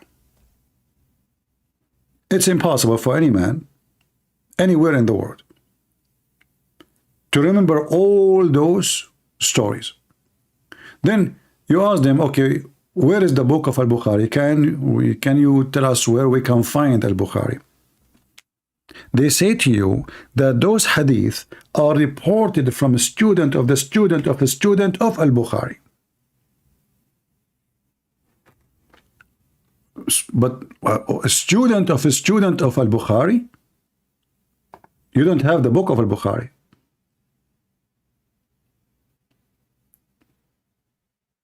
How you know that those are true stories? So everything they have, even the one it's called authentic, it's not exist. Like the Quran. The Quran itself is called what? They call it the book of Uthman, right? If you go and see that this is the most famous one, there's many copies of the Quran. If you go in page number 1, it's page number A actually, not 1. In the Arabic, actually, in fact, it's not even called Quran. It's called Mus'haf. Mus'haf, which means pages. Not Quran. There is no Quran. In page A, it says, كتب هذا المصحف الكريم وضبط على ما يوافق رواية حفص بن سليمان ابن المغيرة الأسد الكوفي لقراءة عاصم ابن النجود الكوفي التابع عن. So let me translate a little bit. This is a book, or this is a page is written according to the report or the tale of the recitation of Hafs. Who? Hafs. Was Hafs exist in the time of Muhammad? He was 200 years after. So according to Hafs, the son of Sulaiman, the son of Al-Maghira Al-Asadi Al-Kufi, according to the reading of Asim bin Abi Nujud, according to from Abi Abdurrahman Abdullah ibn Habib al-Sulma, according to Uthman, according to Ali, according to Zayd, according to Ibn Ka'b, according to the Prophet.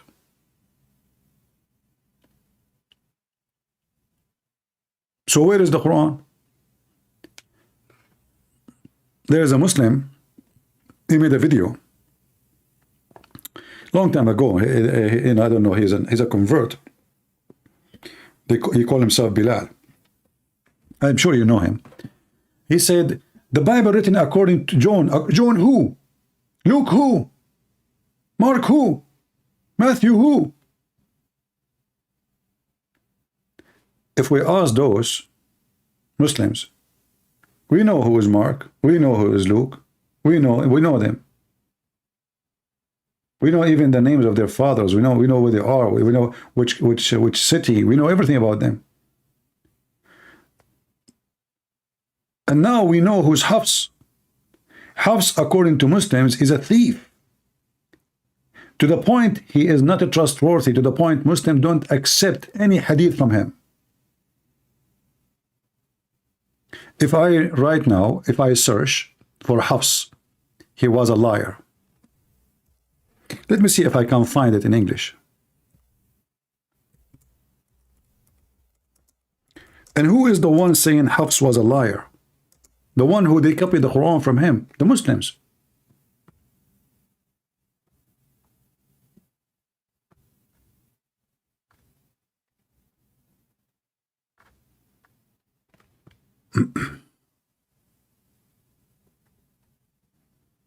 Let us see.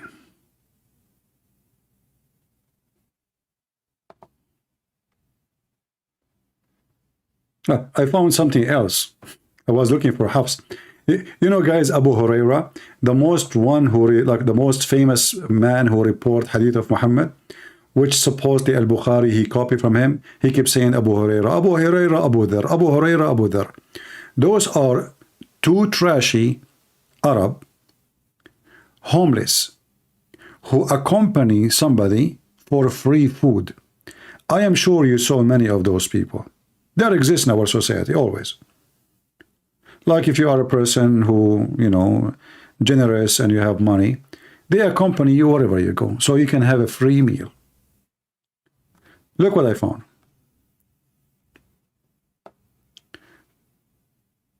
This is, let us here. This is the most authentic reporters of the hadith, the companion of the Prophet, Abu Huraira, which means the father of the cats. Falsification of the tradition hadith. And obviously, we can read here the rest. I do not need to read it.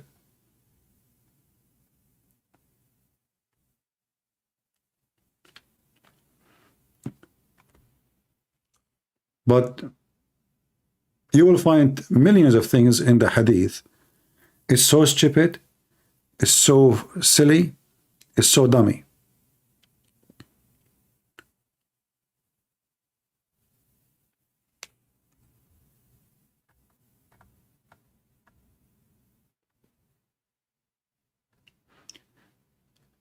And I was called Abu Huraira because of a small kitten used to play with.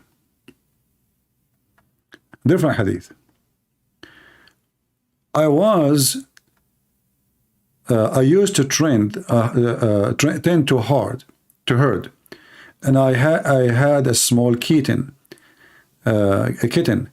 When it was night time, I would place her on a tree. When it was morning, I would take her and play with her. So I was called Abu Huraira, man of the small kitten. So I mean, here they're doing supposed study about this guy, and they come to a conclusion that he is a big fat liar and he is, he's not trustworthy.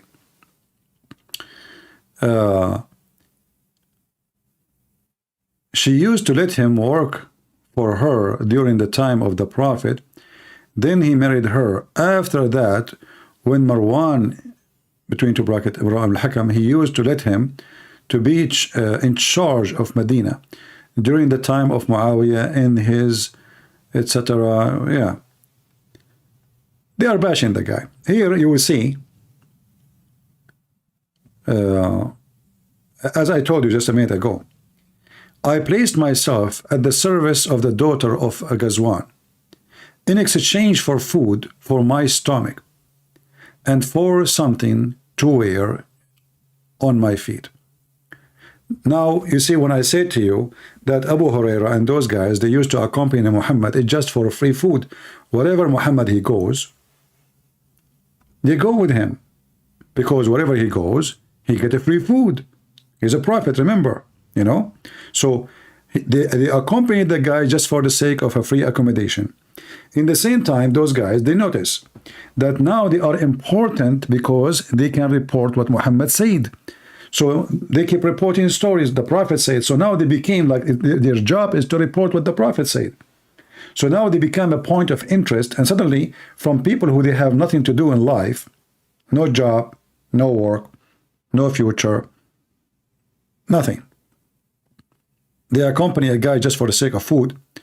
Suddenly they become so important, and they are a point of interest and all the light on them because they are the one who can tell you what the prophet said. And they start saying things nobody heard. Abu Huraira said, that's it. Abu Huraira, he's a trustworthy. But how a person like this can be trustworthy? So I mean, this article is all about this. You know, if you want, I can share it with you. And the same for the rest. And now, if you ask yourself why they are attacking Abu Huraira, Abu Huraira is approved by Sunni in general. Is this approved by Shia? Unless Abu Huraira, he says something good about Ali. If Abu Huraira, he say good stuff about Ali, then Abu Huraira will be good for them. And here you notice that Muslims are dishonest. So they frame you, all of them. They frame the guy, they bully the guy, just because he is not saying good words about their man. If he says some hadith, they are good about Ali, then he is good. Are you with me? They are like Mimi Hijab.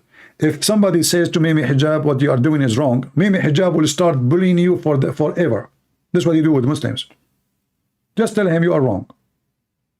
He will stack you. So Shia and Sunni are the same. They approve any person who go with their mood, regardless if he is honest or he is trashy or he is truthful or not. Support what they say, they are good. You are good. But if you are good for them, you will be not good for others. And this is the case for all Muslims.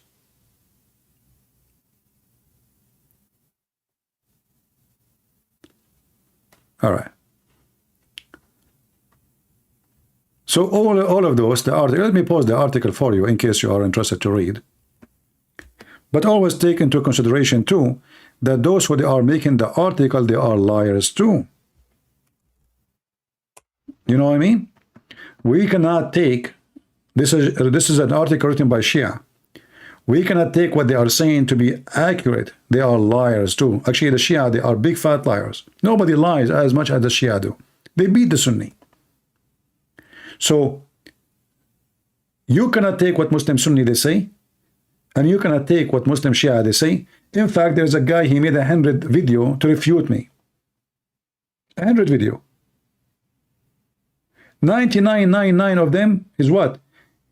This guy in the hadith, his name is well known to be a liar.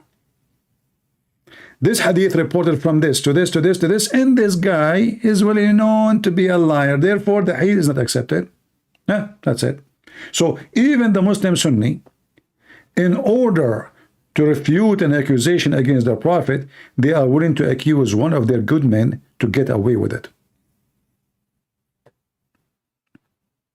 So they themselves, the Muslim Sunni, they accuse even their good Sunni. They are good in their book. They accuse them to be a liar in order to get away with it. Like, you know, I posted for you here the video I showed you here. I mean, sorry, the hadith about the sunset. You know, the Muslims will find something wrong with the reporter. They will look for anyone. He's not important for them to throw him in the bus, and they say he is a liar. Therefore, this is not an against the Prophet. It cannot be used. But as you see, this is Sahih Bukhari. This is the most authentic. Even the one that says Sahih, suddenly they say it's not Sahih. It says Sahih, it's not Sahih. It says in your book Sahih.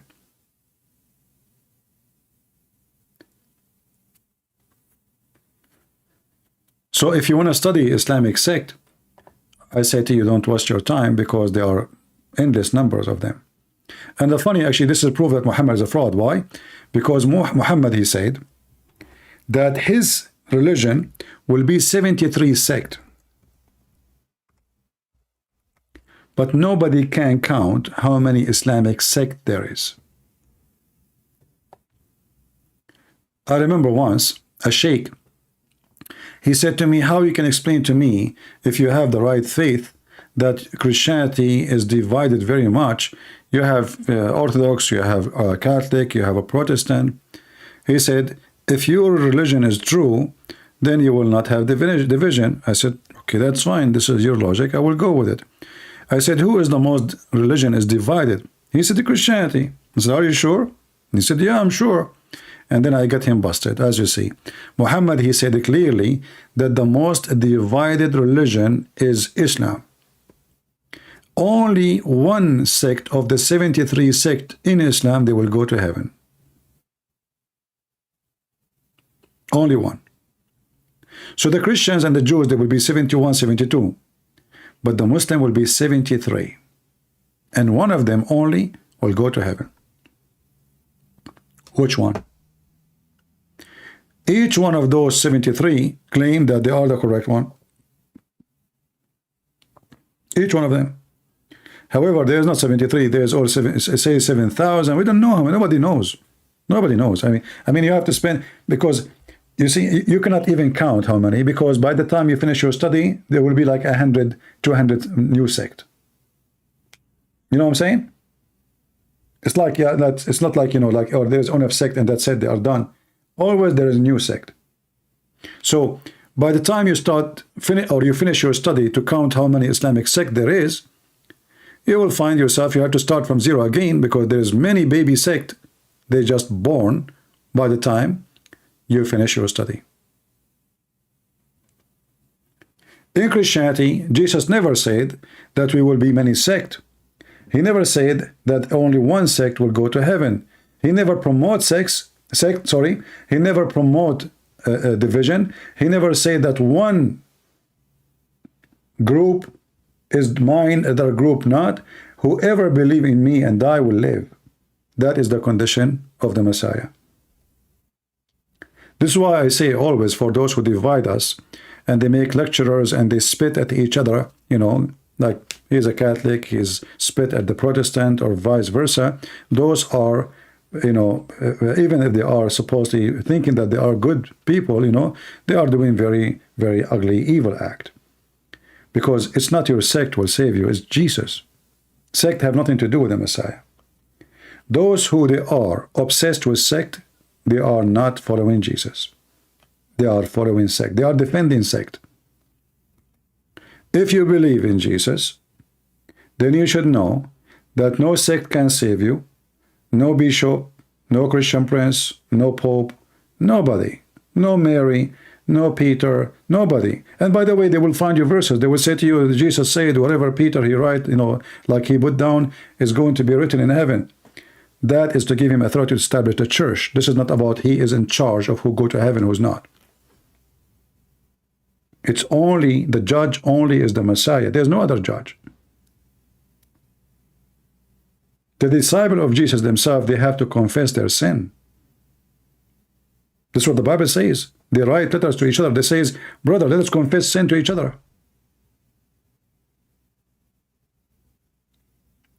So,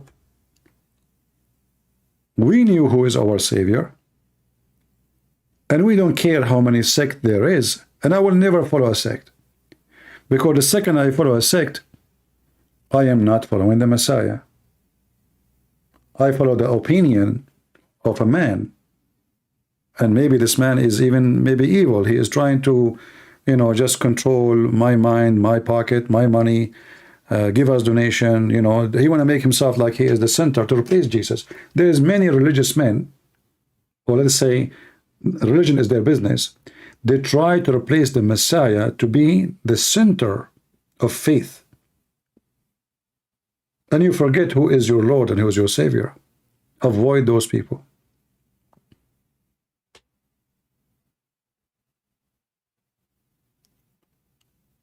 There's nobody will save you except Him. The Savior for Peter is the Messiah. The Savior of Paul is the Messiah. The Savior of every human being is the Messiah. So if you think that there is somebody else can save you, you're a fool. The only thing make you true Christian is believing in the Messiah, that He is God's Son who came to this earth for the sake of saving us. He died on the cross. He's coming back. You believe in the Father, the Son, the Holy Spirit. And then if you believe in that, you are a Christian. If you believe Jesus was an angel, all this madness, you are not a Christian. Angel cannot save you. Only divine God can save, because the decision of who's going to go to heaven, who is going to go to hell, is in the hand of God. And the Messiah, He made it clear that all of this is given to me from my Father. Over the flesh, I am the judge. So I advise always people not to be the same as the Muslims, because look what happened. Even in history, when a Christian, they go after a sect, what they do, they kill each other. They become like Muslims. In a certain time, the Christians, they were killing each other. And instead of worshiping Jesus and being peaceful, people of God who love peace, they start attacking each other. Very dark ages. The same as Muhammad and his followers. This is what happened when you follow the man, the sect leader. But when you follow God, there is no way you are going to take a sword and kill a brothers of yours who believe in Jesus as your Lord, as your Savior. Even if he's wrong, there's no way I'm going to kill him.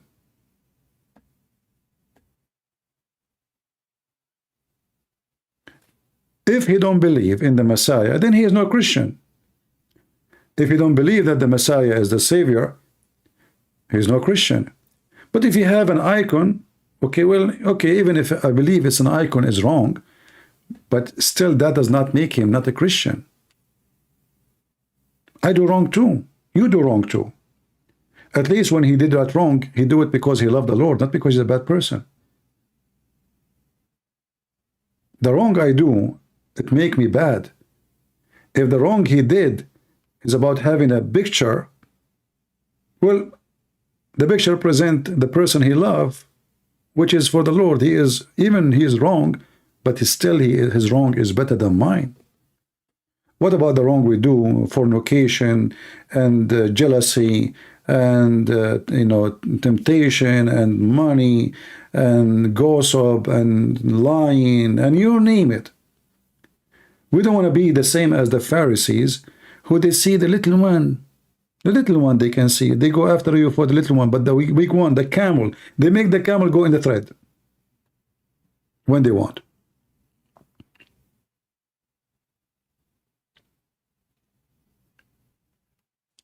We cannot unite it with the Muslims because Muslims worship different God, same as Mormon and those, like Jehovah's Witnesses. Those are not, they are not believers. Those are satanic. Those are satanic belief, and we can prove it easy that they are satanic. But we as a Christians, always I advise you always, avoid even to associate with somebody. He do division. Doesn't matter what church he go to. He's a Protestant, he's a Catholic.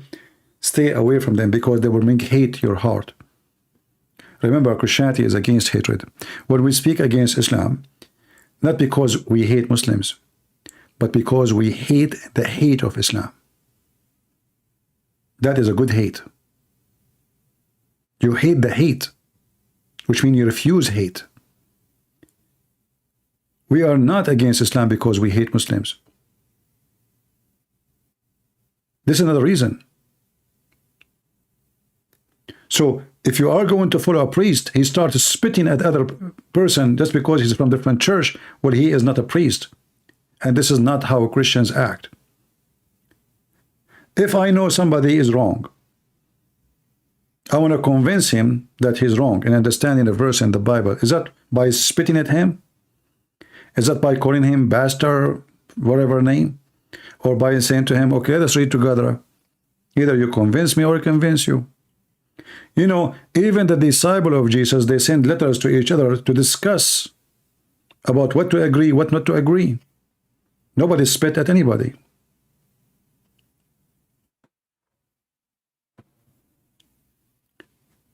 So always we have to be vigilant and we have to be smart.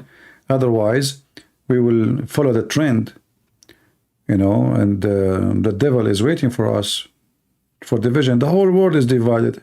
So what you see, the Messiah, he says, if the salt is damaged, how we can give a flavor to this, you know, to the food, to the earth. You are the salt of the earth. So what kind of salt the salt will be?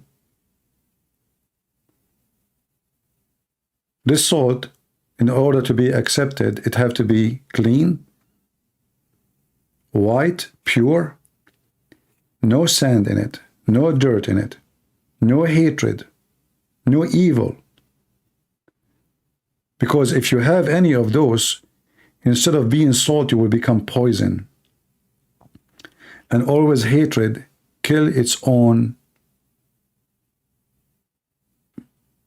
hater. Because you cannot even imagine anything around you without seeing hatred. So if you hate somebody as a Catholic just because he's a Catholic, I mean, you are not even alive. You are the same as Muslims. You became evil. Why you hate him? Where is the Christ on you? So you go around and you tell people, you know, Jesus says, love your enemy, and then you hate a Christian? Oh, he's not a Christian, he's a Catholic. No, he's a Christian. Protestant are Christians. Orthodox are Christians. All those three schools are Christians, because the Christian is the one who believes in Jesus as Savior. If you notice all the differentiation between them, you will see how silly, how stupid it is. This is why I say that those who they are fighting together about so-called faith between them, they are silly, either they are stupid, or they are evil, or they are seeking their own glory to make a gang. People who love Jesus, not only they praise Jesus by their mouth, they praise you for having you as a brother. And when you are wrong, they just rebuke you, but they will not spit at you.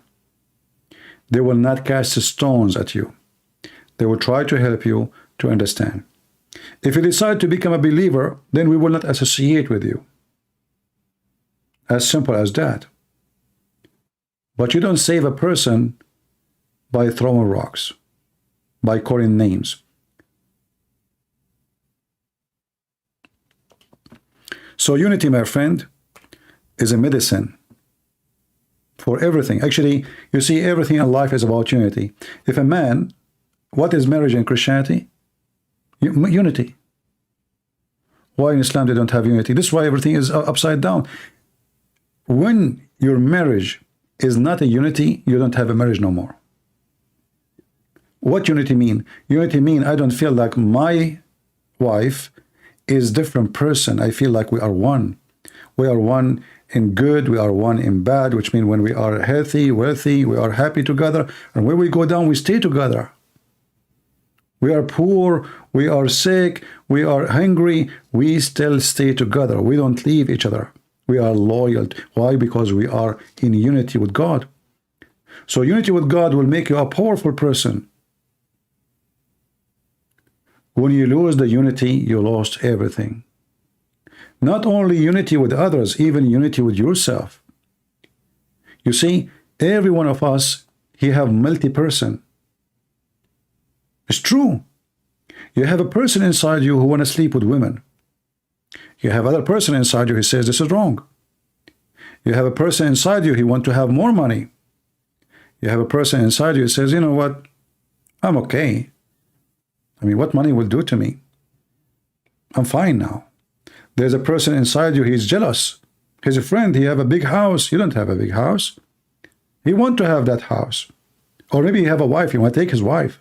You're willing even to kill him so you can get the wife. You have many person inside you.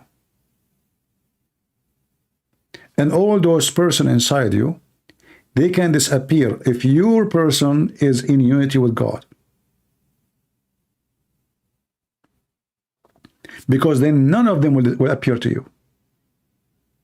The cheater person inside you will not appear, will not even dare. The liar person inside you will not dare to lie. The second you lose your unity with the Lord, you are doomed. How many people they threaten me to kill me every day? If you are me, maybe you will be worried about even walking in the street. I don't care. I fear nobody. For a very simple reason. I am a believer and I have a unity with my faith and my Lord. For I believe that the one who gave me my life, whatever my life will be, today or after death, is going to be with the Lord. When you have unity, you have no fear. Oh, by the way, I want to say thank you for a sister. She sent me an email. She is an old, respected lady. She invited me for Thanksgiving meal. For sure, I live far away from her. I will be honored to meet her and her family, her husband, and children. But I am really glad that there's people who care and they think about me, and I really appreciate them. And this is what makes us really a family. When you feel that you are not really alone, there's many people care for you, and there's many people think about you. And this is what Christianity is about. It's about somebody love you for the sake of the Lord, for the sake of the Lord, not because of you. For we are family because we have unity. So unity is wonderful.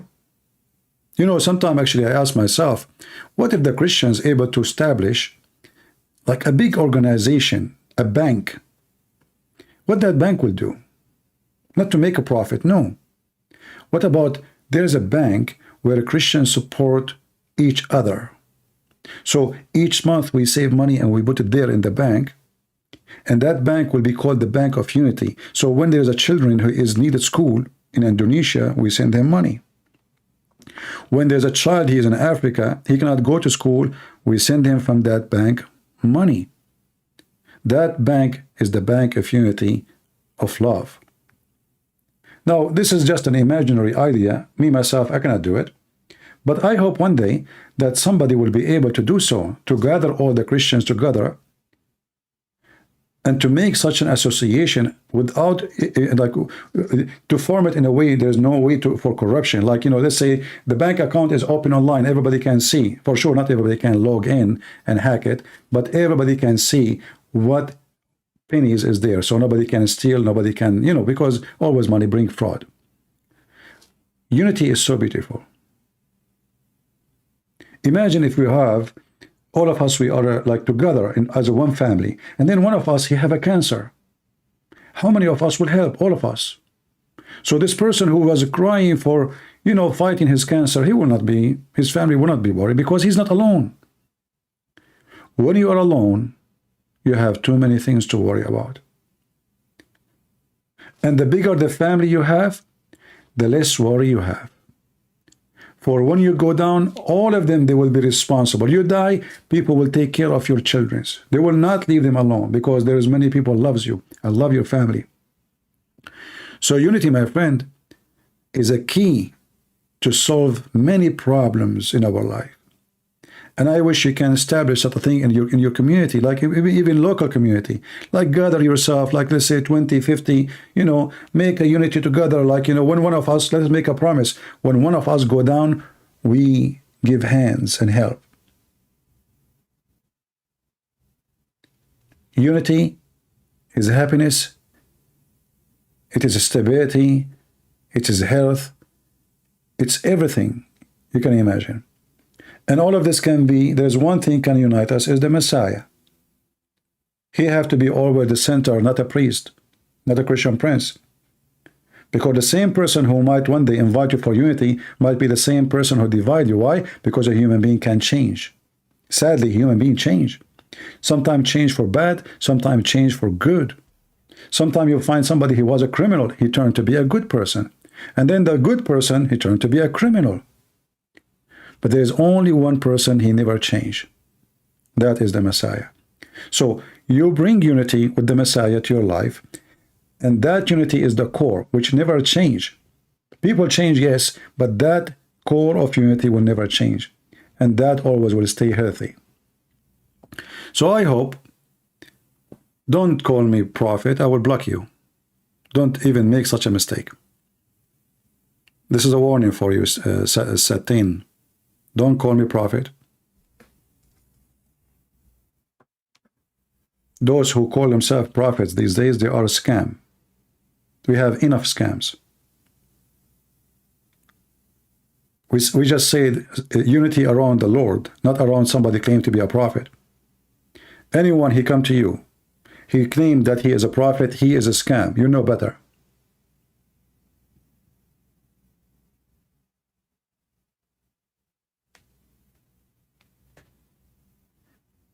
Do we agree?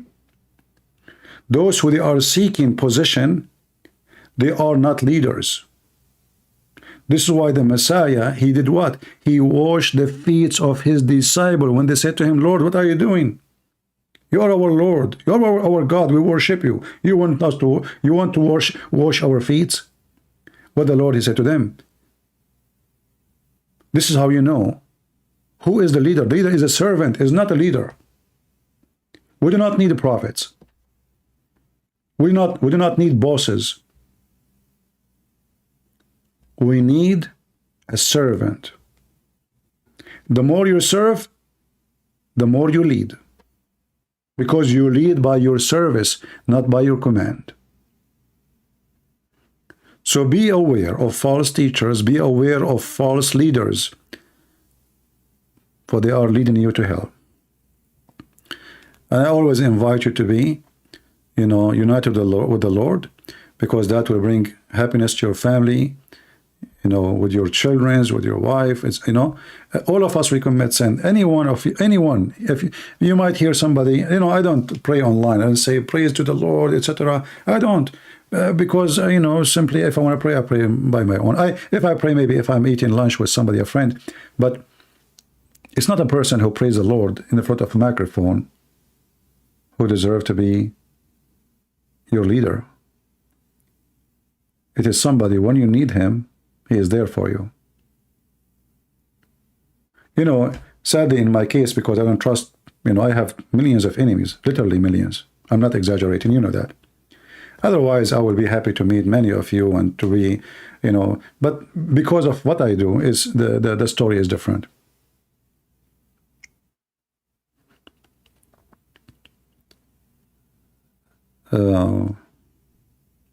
Anyway, you don't have to agree with me. This is my own opinion. I believe anyone who claims to be a prophet today is a scam. I met some of them. You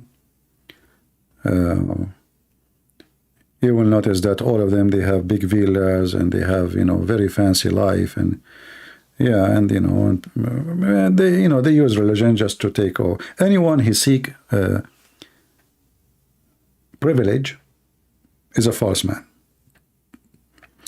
If you go right now to my Patreon, did you see any locked post? You know what locked mean, right? Locked mean you cannot see it unless you are donating. Do you notice? And by the way, it takes me more work because this is stupid Patreon app. You have to click a couple of times to make it public because it's designed for people who are paying money only. So each time I want to make a post, I have to click a couple of times to be sure that everybody can see it, even without signing in Patreon. But then you will find that Patreon is designed that if you don't pay, you cannot see. Correct? If you don't pay, there's a membership. If you don't pay, you cannot see. If you go to my page, you will see. You pay, you don't pay, you can see. It's free.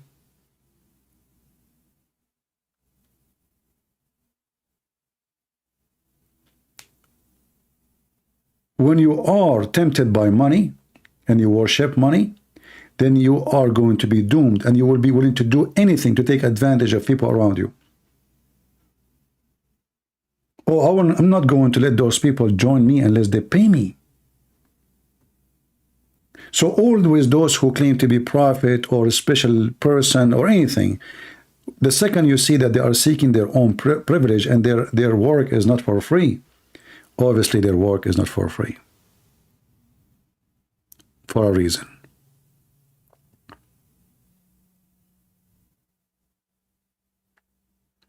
Well, my books from Amazon, I mean, this is my work, and you don't have to buy it in order to learn. I sat with you here for many hours. How many hours I sit a day?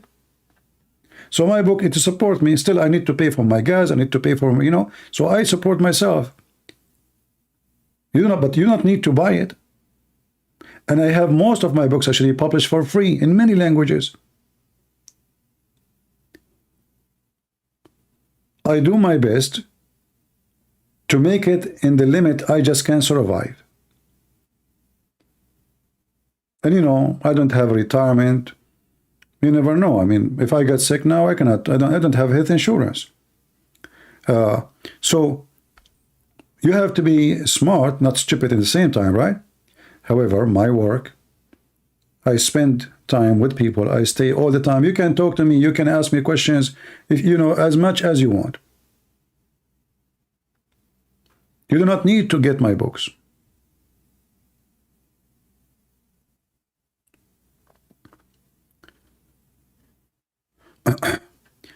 I lost one video, went private.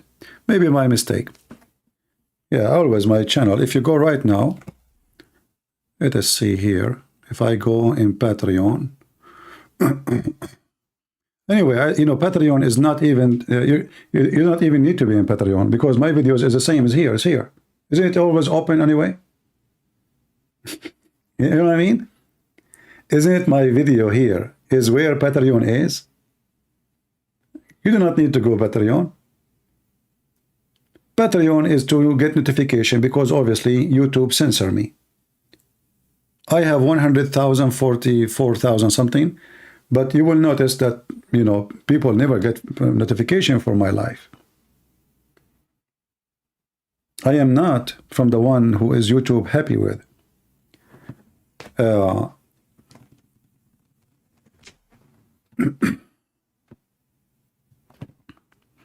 don't have PayPal. I don't have. Anyway, guys, I don't want to talk about donation, but I'm just giving you an example. The only thing we have is Patreon. But anyway, unity is very important. Anytime you sit with somebody, and especially, usually, the one who divides you is the ignorant man.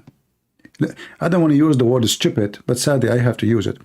It is the stupid man who make you feel division, who lead you into division. He is so stupid to the point he cannot see farther than his fingers. He cannot see how important for us as a Christians to be united so they can overcome all the evil around us. How many enemies they hate Christianity. The communist, the socialist, the Islamic, I mean, you name it, we have billions of people, they are at war with the Christianity, literally. And yet, instead of seeing how important it is to be united so we can stand for the danger, what we do? We divide our house. So we become weaker and weaker and weaker, and then the devil take us like a piece of cake one by one. This is why I say to you that the one who divides you is just an idiot. Even if he think he is serving God.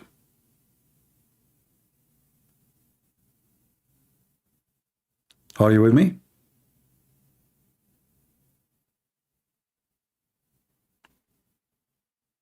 The more divided we are, the more there is doors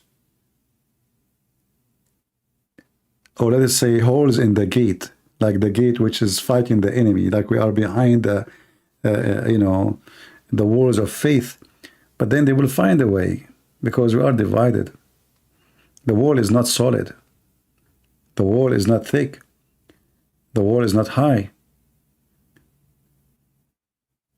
The weak, you know, the weak wall cannot stand the enemy.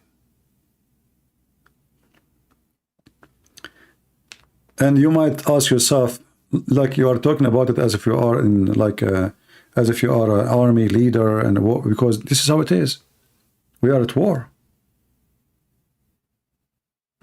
We are at war, literally, physically. There's people who want to kill Christians physically, and they are killing Christians physically. Go in Africa and see how many Christians every Sunday are attacked and killed. But nobody talk about them, by the way, because they are African.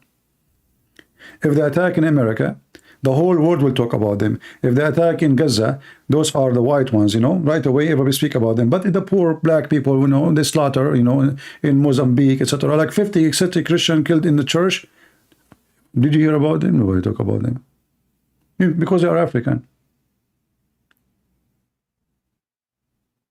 They don't have the money of the oil of Saudi Arabia. They don't have the support of Brunei and Qatar, and you know, they don't have. Those, they own all the medias in the West. They own even your football, you know, teams. They are buying everything in Europe in their way. This is why you see the huge impact they are doing in the society.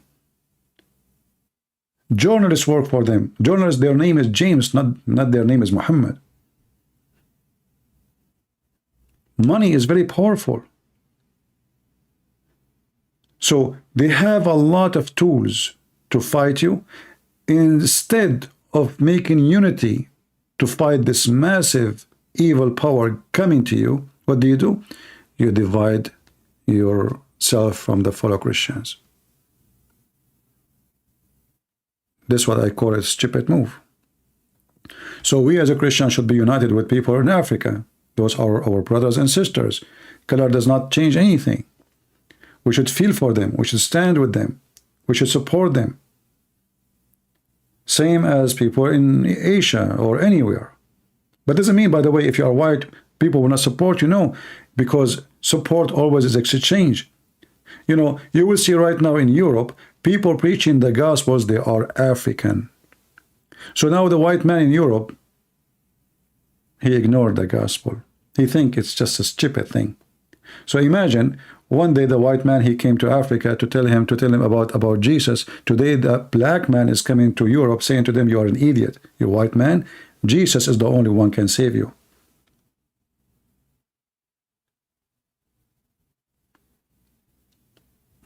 I told you before a story about a European man. He went to Brazil. And then he want to go in the jungle, in the Amazon.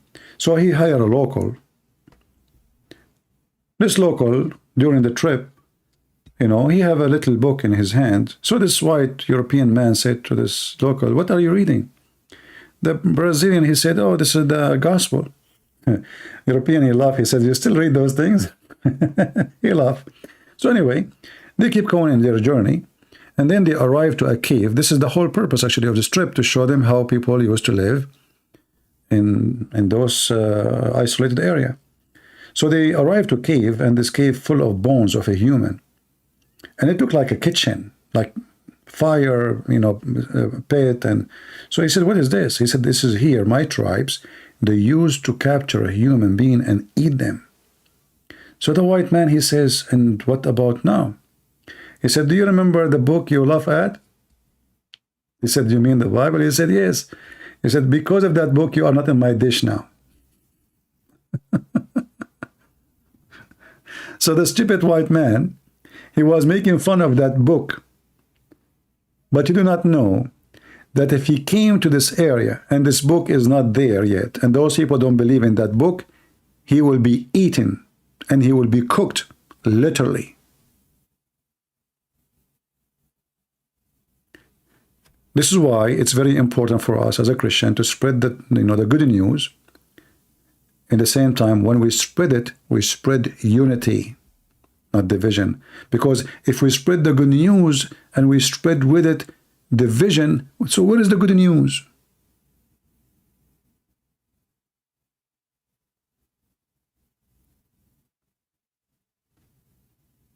You did not bring the good news yet. The good news, the true good news, is to be united with the Lord, to be a family wherever we are, to love our Christian fellow. It doesn't matter what the church name. And if we don't agree about something with him, we discuss it with love, not with hatred, not with cursing.